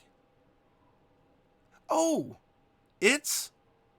And at that point, 5 of these sand dogs burrow up from the dunes. They look like smooth, polished, natural armor, beady eyes, giant mouths, 4 strong legs with claws to dig, and little wiggly tails. And one of them kind of is, and a leg falls out, and the others come up, and one of them tries to get the zombie leg, and another one kind of baps at it. Okay. Yep. I'm they're- helping they're- Seltur to get the wheel back on. They're drawn by the corpses. I'm going to distract them by tossing a couple of the corpses overboard. And after the It's zombie's gone, the they're 5 like- turn to the ship, and they dive under the Yeah, no. sand. Oh, they're gonna try burrow up from below. No, Yeah, no. I'm gonna toss some of the corpses onto the sand to distract them because that's what's drawing them here. They're hungry. They smell meat. Okay. So you have, if I recall correctly, you had 3 unanimated corpses, although about 2.5 because Seltur was kind of nomming on one. We had 8 corpses. I animated 3. Oh, it was 3. We had I'm 5. sorry, it was 5. Yeah, I was other way around. Yep. So we get I will command the other two zombies to get off and fend for themselves as best they can. Okay. I'm gonna toss two of the other corpses off, including the one that I'll leave the one that Seltur started eating for Seltur. I'll toss 2 of the other corpses off the ship to lure them to that. And then we're going to get this ship flying. Let's hope so. We're going to take things one So, step at a time. So you recall your so- zombies. Seltur, you're going to dash to the pilot house. Mordecai? Dashing with her. I'm Okay. gonna help her get this thing attached. All right. Celine, you drag over one corpse and you huck it out of the side of the maw.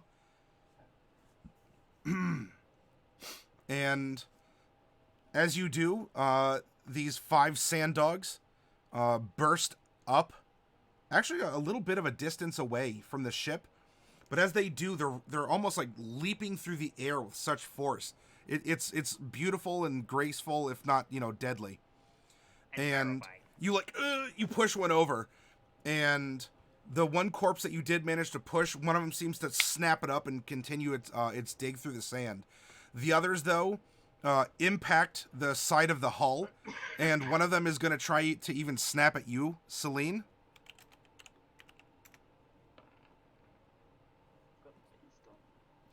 Oof.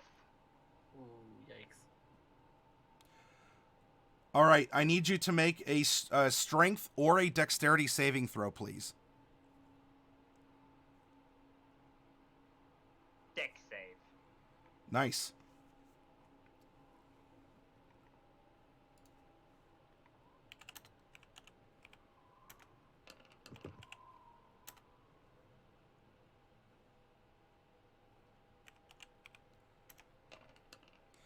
All right, you managed to partially hide yourself behind some of the wreckage as this thing leaps forward and like tries to like bash you and gnaw at you. And so instead of 26 damage, you're only going to take 13. Ah! And you are pushed. You're pushed 5 feet back from where you were, though, as it crashes into the side of the ship. Now, Seltur and Mordecai, the ship does give a kind of a groan as one of these huge beasts just slams into the side of it.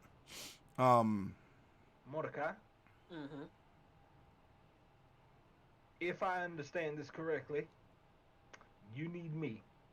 Is that correct? Mm, All right. You can get this thing airborne. possibly, yes. She hands him the hair screwdriver. Get ready to leave in 2. Gotcha. Mordecai. So you're on this turn. You're moving up there, and you're gonna get there and pass the tools off. We now come back to kind of a round 2-ish in this quasi initiative. Celine, one of these things is partially inside the ship, and you're there, and you can act first. Its beady eyes seem to be fixed on you. As it's there, and you just see like kind of gritty saliva kind of pouring out the armored mouth that it has. What would you like to do?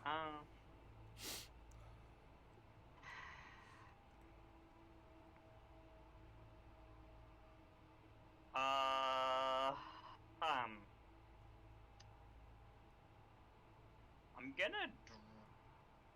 I suppose I could try and drive it away with something. Do it. I'm gonna attempt to drive it away with a chill touch. And maybe throw another corpse overboard to push it more towards the bait. Okay. So I'll roll the chill touch. Your chill touch hits. 22. Yep. 16 necrotic. Okay. Oh, that's max damage. Nice. All right. So your skeletal hand, unless you cosmetically altered it, it's still a skeletal hand for you, right? Yeah, still a kill. Okay. Skeletal hand goes and boop pokes it, and you see that some of this natural armor kind of like cracks and diminishes. You can move over and have an item interaction, so to speak, to kind of haul a corpse up on your shoulder, but that's where that will end. That's where that will end up, where you're prepared to toss it over. Because I do have a spell that I can cast with a bonus action, is there any chance that I could try and channel that spell slot into the ship as power? You could try channeling magic into the ship. Yeah. So I'm going to attempt to channel a second level spell slot into the ship to try and supply it with power. What spell are you casting and where? It'd be spiritual. It would be spiritual weapon. I'm gonna try and cast it on the symbol of Ouija that's kind of engraved, like stamped into the ship. Okay. Try and cast it into that. Okay. So bonus action, spiritual weapon. At the very least it's there. Yeah. You look up through the hole in the ceiling and you manifest it, and it manifests. No immediate effect, but it does manifest. And just now? Just in case one does decide to leap up there, I can at the very least attack it too, so. And that'll be where I am.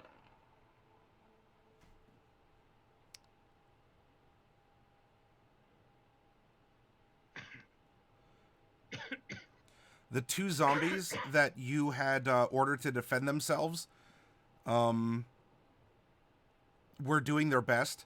However, they were snapped up by 2 of these sand dogs that have erupted from the dunes. Yep. The one that was on you is going to try and get a meal. Yep. Does a 14 hit your AC? No, it does not. Okay. So you just managed to get out of the way as this thing moves forward. Its mouth opens wide. And it gets bashed in the face with a shield. Ping, and it's tough. Like this is even it almost like gives your arm a stinger. Like it almost makes it numb.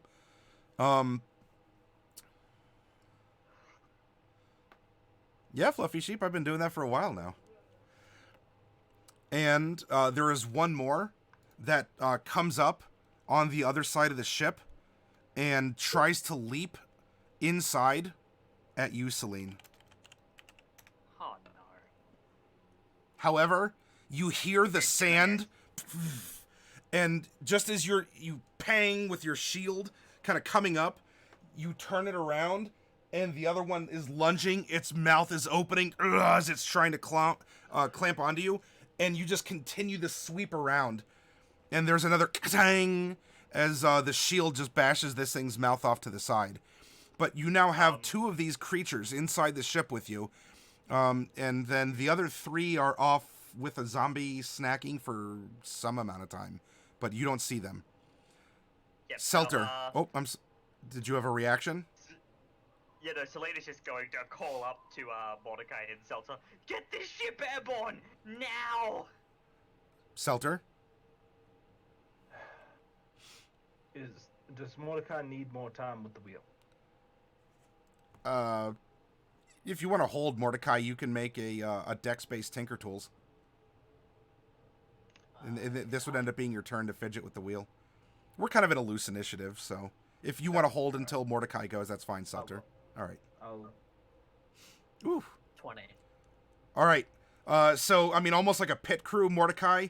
I mean, you're there, and just maybe it's because you can use your tiefling tail. Like, you just sort of like, you know, you wrap it around the screwdriver, and then you just take both hands and go like super quick. You know, as you're getting these screws to try and get the wheel on, and the wheel is firmly affixed back to the contact plate. But that will end up using, I mean, you could, if you have maybe a bonus action, but I'm going to kind of consume your movement and your action for this part of the narrative. So you can have some dialogue or a bonus if you'd like. I am going to, let's see. What can I do? I can, Bardic Inspiration. I am going to tell Seltur, get down there and help her out. Mm-hmm.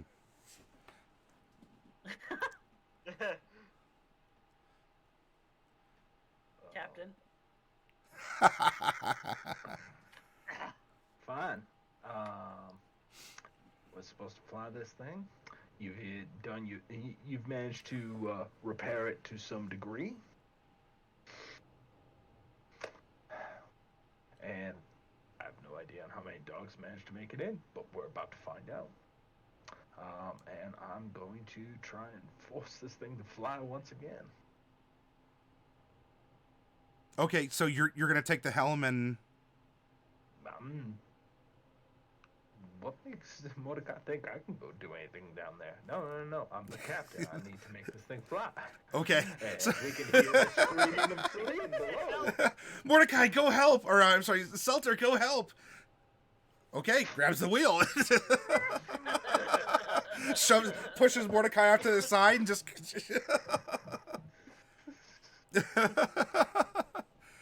All right. So what are you doing at the wheel, Seltur?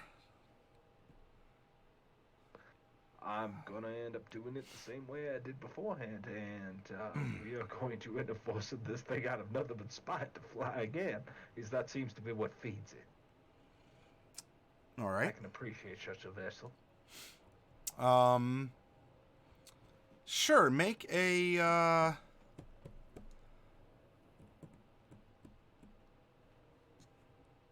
Would be some. This is gonna be a good charisma check of some kind. I'm going to persuade it. Intimidation? Yeah, sure. Why not? Not my strong suit, but why not? Well, today it is. You. All right. These monsters of the desert are daring to attack your ship. You just growl. You feel the bile rising in your gorge, which has a whole new meaning when you can actually spit acid. And Seltur, you just whatever your fury, your will, your dedication, your anger at what's happening. Feminine wiles, it's obvious. And suddenly the 5 engines just begin to hum. They're kind of building up to a steady hum. All right. Celine, what are you doing? You have 2 of these things inside the hull with you, but you do hear around you that 5 of these buzzing engines are starting up. Yep.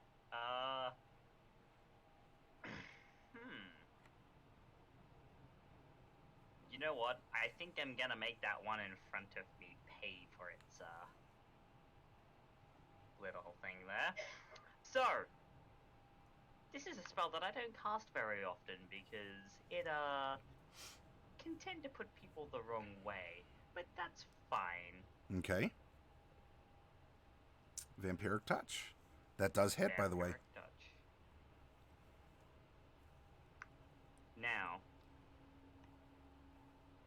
I am going to be casting that at level 4. And, Okay. furthermore, I'm going to be using our Channel Divinity Touch of Death. So, it will be taking an additional 21 points of necrotic damage, and I will heal for half of all of the necrotic damage. Ooh, pardon me. Sorry about that. So 19 and 21 is 40. 40? Yeah. 41. Yeah, 41. So it's going to be taking 41 points of necrotic Oh, wait. damage, and I will be healing 20 of them. Okay, you said 19 and 21, right? Yeah. Yeah, Okay. it's 40. Yeah, 40. Okay. Oh, 40. Yeah, 40. So I heal 20 of that. Okay, so you reach out and Celine, you is this what it feels like to be Mordecai? I mean, you feel this life force, like the ebb and flow of death and life traveling through you, as you know this is a touch spell, like a melee spell, right?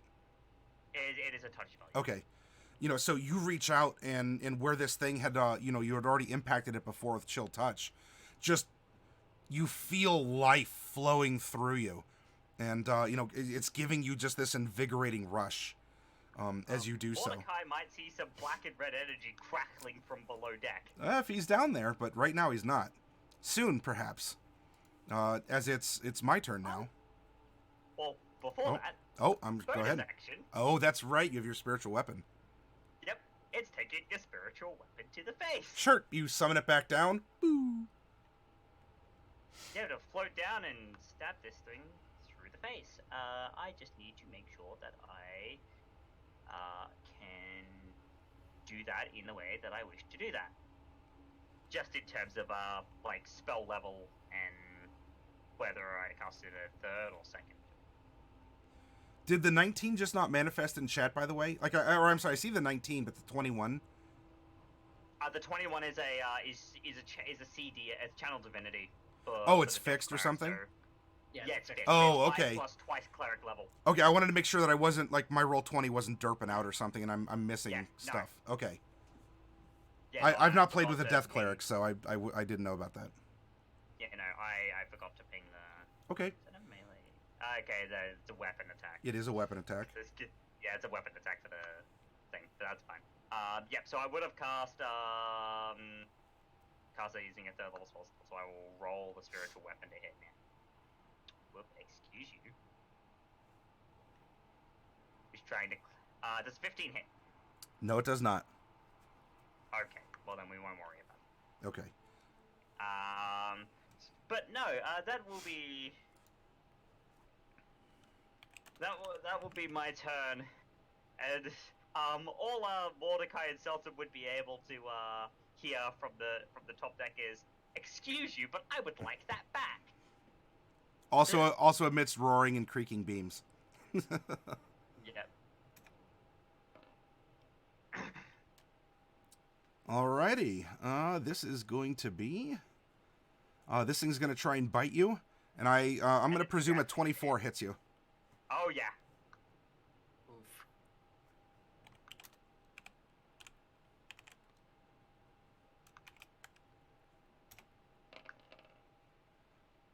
$34 points of piercing damage, as Celine, you are caught in its jaws, or it and its jagged teeth that have been honed on sand and rock just pierce through your body.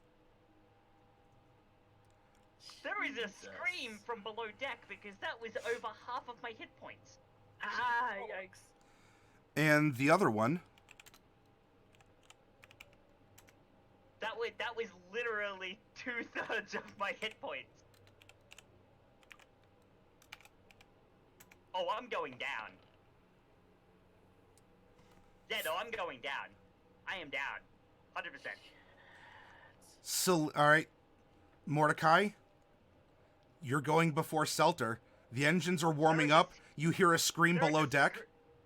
I'm going down. Sure. I am going down, and I am going to... You see Celine, like, between, like, in the mouths of two creatures. Two huge creatures that have her, like, her feet in one mouth, her shoulders and head in the other. That's when I'm casting... What do I do? Okay.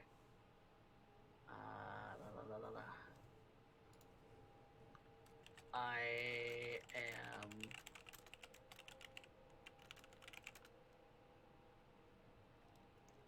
am going to cast a Cure Wounds. I'm going to run up to her and cast a Cure Wounds. But I'm going to do it at a level 4. For 22 hit points. Okay. Celine, you sort of like white out from the pain, and your eyes refocus as you regain consciousness, and you are on the inside of this monster's mouth. And just saliva is like dripping over you, and yeah. Okay. Anything else, Mordecai? Move? Standard, or was that a bonus? That was an action. Okay. I am bonus action gonna try and give her a bardic inspiration and be like, oh boy. Yeah, we let's try to get out of here, okay? She's like, yeah, let's. You hear echoing from inside this creature's mouth. You're not grappled, Celine. This is cosmetic in description, but you're technically not grappled. Seltur, there's a scream from below decks, and things are kind of creaking and shifting. The engines are humming to life. What are you doing now? Well, near as I can figure, I need to end up getting this thing airborne before more of them jump on. So, not that I'm fully aware on how many there are, but I do know that the last thing that was being screamed to me was take flight. So that's what we're gonna do. Okay. Persuasion. All right. All right. So 13. My good look had to run out. You hold it, and you know you're pulling. Come on. Gotta get out. Rise. And the ship does begin to kind of creak up, and it's just above the sands. Like, so it is gaining some altitude, not a lot of speed though. And you hear just with the extra weight of like an extra ton of monster that has jumped aboard. You're just hearing some things kind of go crack, ping, pang, as the ship is rising up. And so you have monsters in the maw. Sand is kind of pouring out from where it's settled and a little bit accumulated on the edges of the maw as it's rising, which actually in this case we can kind of go over here.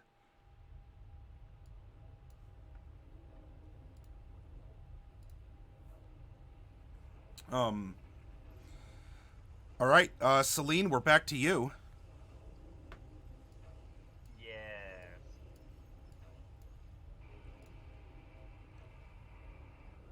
Okay. So I lost that. That's fine. I'll have to cast it again as an action. Celine is like, oh. And she's gonna spend another 4th level spell slot on a vampiric touch. Okay. Straight into this thing's mouth. Yep. Luckily, the spiritual weapon still persists because of the fact that it's a, It's not concentration. It's not concentration. Does a 16 hit? It does not. I have a bardic inspiration then. Because I can apply it to an attack roll. It's a D8, yes? Yes. How about a 19? Does that A hit? 19 does hit. Cool. It's going to be taking a level 4 vampiric touch, and it's also getting touched at. Oh wow, okay. It's also getting touch of death, so that'll be 11 and 21, which will be 35, and I'll be healing her. That's 35, so that'll be 17. Okay. So I was at 22 plus 17 is 39. So I'm at 39 hit points at the moment. Okay. So it could very easily drop me in a single shot. And bonus action, I'm going to swing the spiritual weapon at it. Okay. And not only am I going to swing the spiritual weapon at it, due to Celine's force of rage, it's probably not the most advisable time to use it, but I'm going to make use of my birthday crit that I got on Friday. Oh, you want a guaranteed, sure. It's dying. Roll your crit damage. That will be 4d8 plus Oof. 4. You manifested as a what sword again? It's a scythe. Okay. spiritual Oh, that's right. weapon. Yeah. And Whew. Celine just lets out this scream of rage, and she's going to, as you see the red and black crackling energy just grab it on the inside and surge through it, and then the scythe is going to come in from the top. So Mordecai, this happens. The thing just like desiccates in front of you, and a scythe drops down and lops the thing's head off, and so obviously Celine is relinquished. Again, you weren't mechanically restrained, but you know, for fun flavor. And the thing is decapitated, and the body just sort of twitches a little bit. Now there's still one left behind Celine, and then it would be off to your right, but one of them was just executed with impunity. The Celine kind of just turns to the other one, and with this surge of red and black energy, she kind of just full on screams at it, kind of in the way that Tazray liked to scream at things. This is why Mordecai is scared of Celine. All right. There's one left down here. Celine, you are definitely nice and bloody, and you probably smell wonderful because of the damage here. Yep. That is gonna hit. Cutting words. Oh, or is it? Yes, cutting words. Disadvantage, that is. So cutting words is a disadvantage. No, it's minus D8. Oh, Oh, all right. minus D8. Yep, minus 4. Minus 4. All right, so that would be. Hang on, let me go back to the monster. So it's a 15. So 22 goes to an 18. That is still gonna hit me. Okay, so I only Mordecai, have AC 15 at the moment. you shout to this thing to try and distract it, and unfortunately, it's not enough as it tries to snap. And it does so successfully here. Don't down me, don't down me, don't down me, down me. 33 piercing. I'm still up. I'm still up. Another chunk as your body. You feel yourself being pierced through these sharp And she razor-edged hisses teeth. in pain. Are you still alive? Barely. And I'm Mordecai, working on this Only one. you didn't wake up hungry, but I'll tell you, seeing all this blood pouring out of Celine is definitely. What are we gonna do? All right, now Mordecai, I had my turn. It's over to you. You have one of these beasties that has not been harassed yet. You and Celine are down here with it, and Seltur's trying to make this bird fly. He gave you 2 before, but this time the third time's the charm.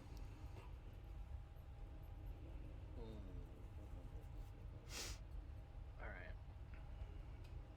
Let's see.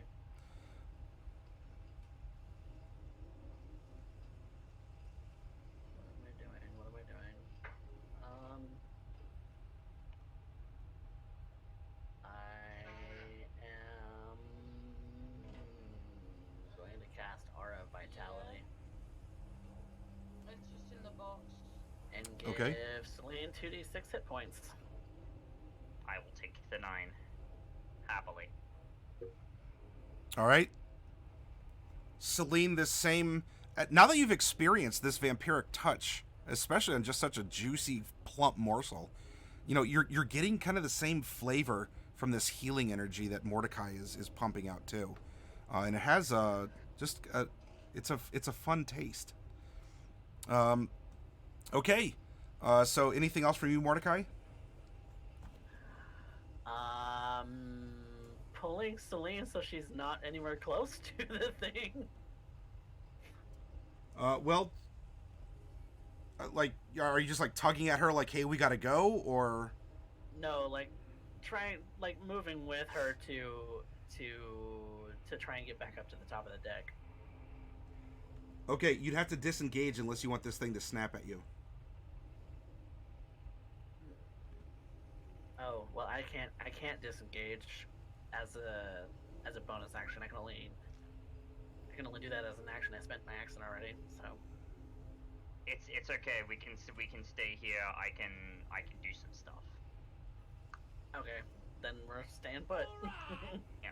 To be fair, I'm still rocking 4d6 necrotic damage plus 2d8 plus 4 force damage a turn. And I heal half of the necrotic damage.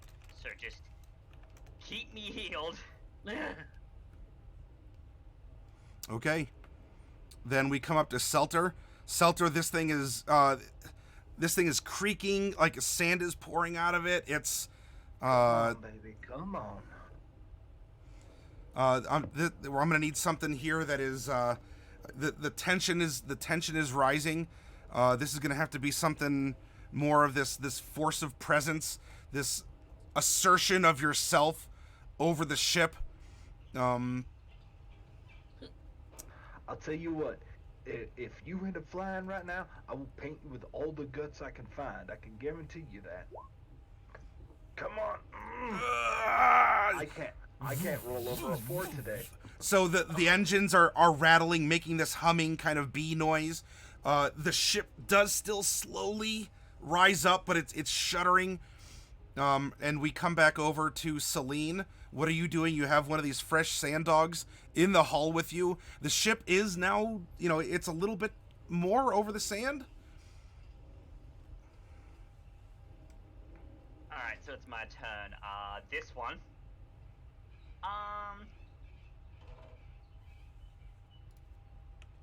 Celine will tell Mordecai just to get the dead weight off. And then she's gonna attack the other one. Okay. Does a 26 hit? Yes. Cool. A 26 hits it.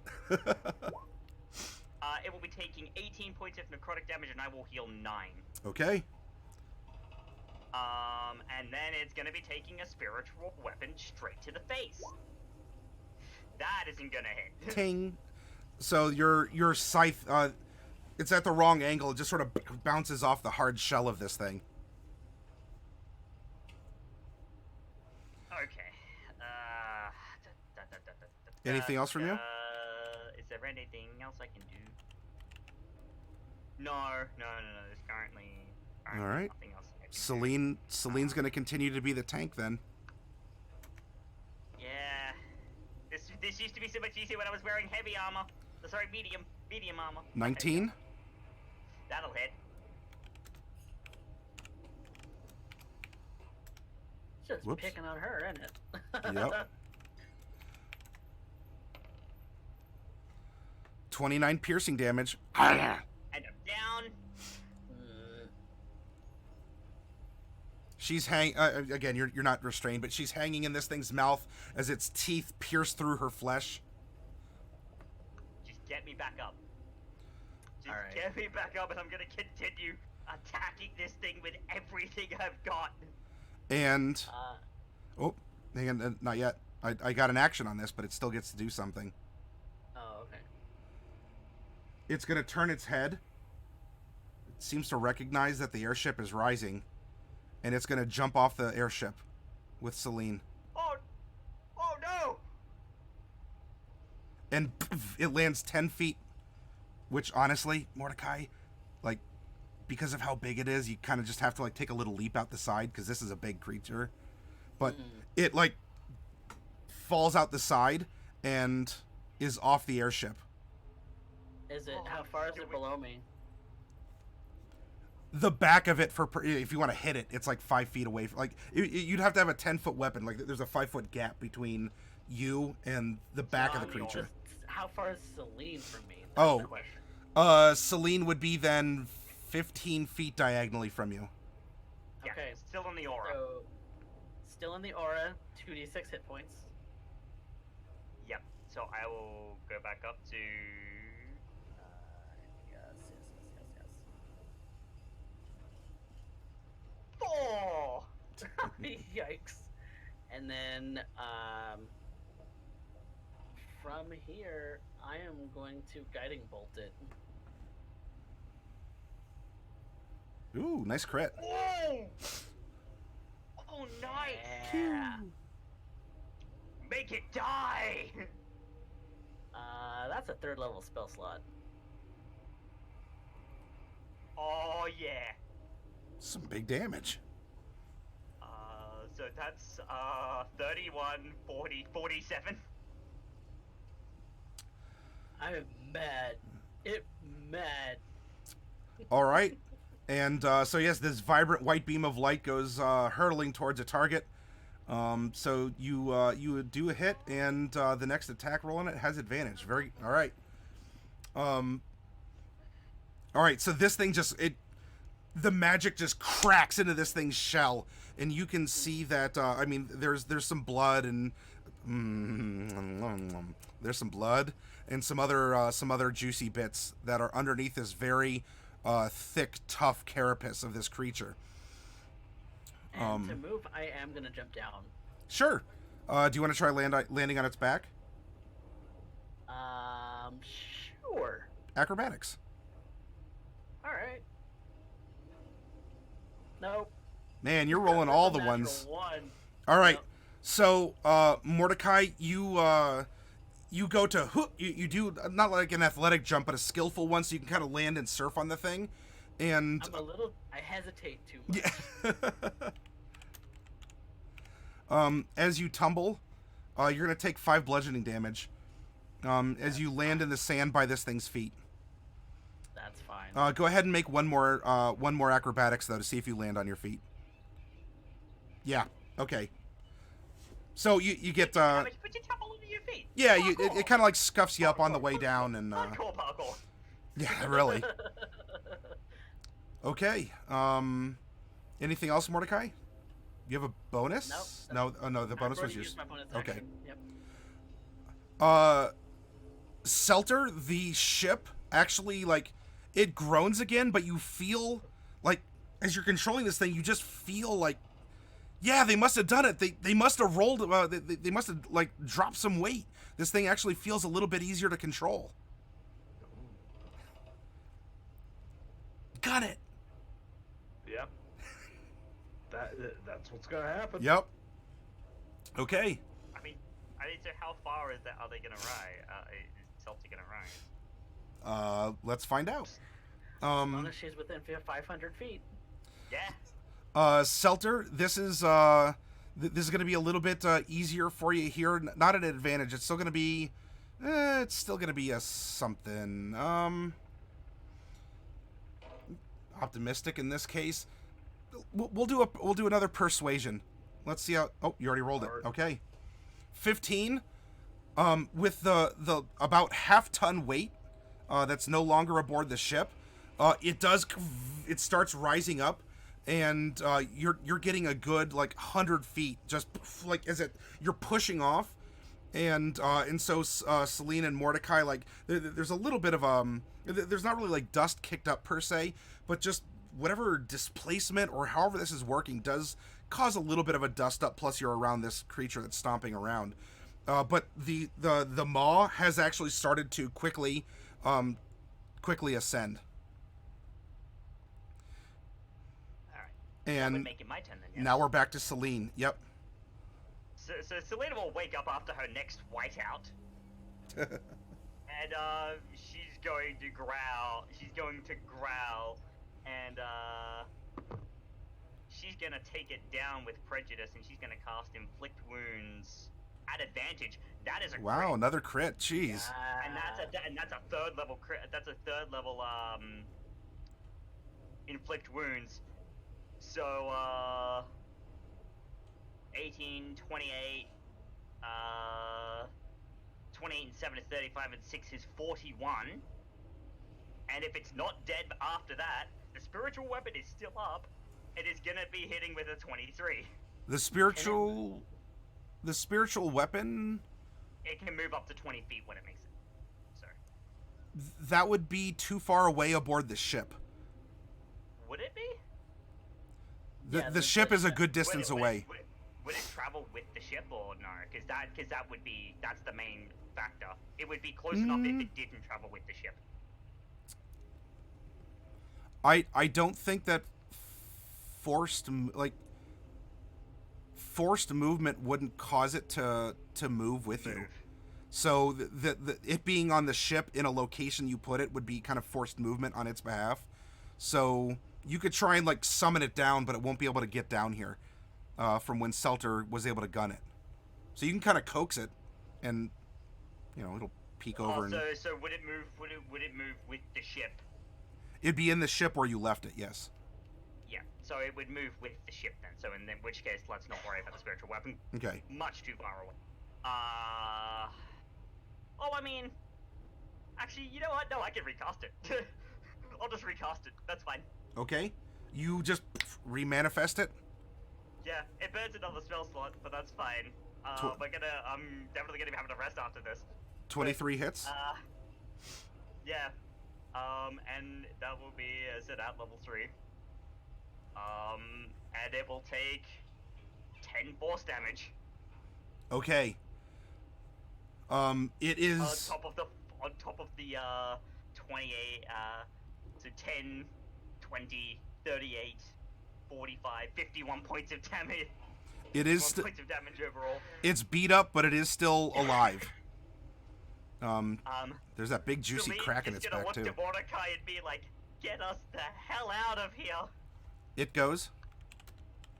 So just for your knowledge, just in case it does knock me unconscious again, I am going to be considering myself to be willing. Okay. Whoops. You might want to cut in words this one. Oh, I don't whoop! have any Hang on. That was not D12s. No, that was not D12s. That was not. Otherwise, that would be 50 damage. Instead, Oof. 28 piercing damage. It's like crunches. Mordecai, you Yeah, hear that'll, skin piercing, bones breaking. That'll drop me. I- That'll drop me again. I'll run up to her, and You can just proc the bonus action and then we can teleport. I think. I can't do 2 spells in 1 round. Oh, So, real quick, because Mordecai, you- before you oh, go, yeah. there's one more thing that I'm doing on the creature's turn. oh yeah. Oh god, is it moving?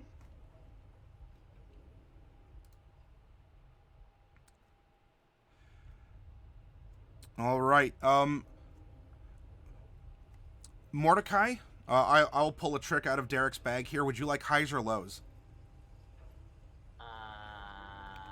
You know Hi. what this means. Hi.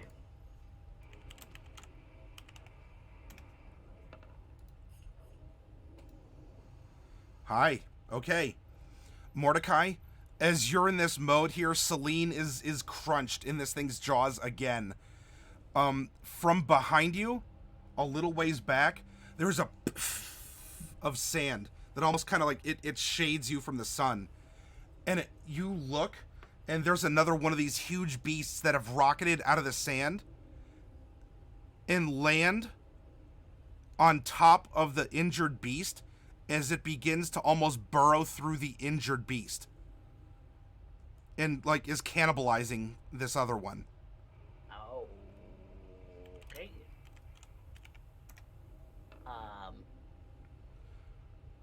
But it seems to be repelled by its own natural hide. All right, Mordecai, it's over to you. There there's Nice. Celine. There's two of these things now. One apparently has tried to lunge at the injured other sand dog, and then you have a fresh sand dog as well. But it hasn't. It either hasn't noticed you or it chose to attack a bloodier morsel. Yep. But nope. no, you could just heal me and teleport. Do that and do that. Yep, We're dimension dooring back up to the ship. to the ship. We're Okay. running away. Okay, so you run up, you grab Celine as what? She's luggage really. Yeah, healed back. Well, I'm healed back up. Well, to 3 healed hit points. 3. Oh, that's right. The aura of vitality would make you conscious and therefore not an Yes, object, willing. but a creature again. Sure. All right. So Oh, I should have ran it. I should have actually ran a concentration check for that aura vitality. My bad. But I yeah, critted. 21. There you go. Hey, that's the thing to crit, because otherwise you wouldn't have been able to bring some luggage with you. You could be waving at Celine being torn up on the desert floor. All right. So you run up. Celine's eyes just once more, like one of them's probably like kind of like caked over with blood, flitters open. Celine, there's just a flash, and the two of you appear. I mean, really, wherever you want on the ship.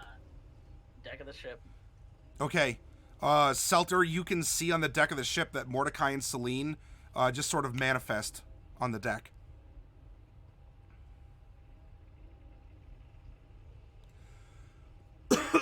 Pardon. All right.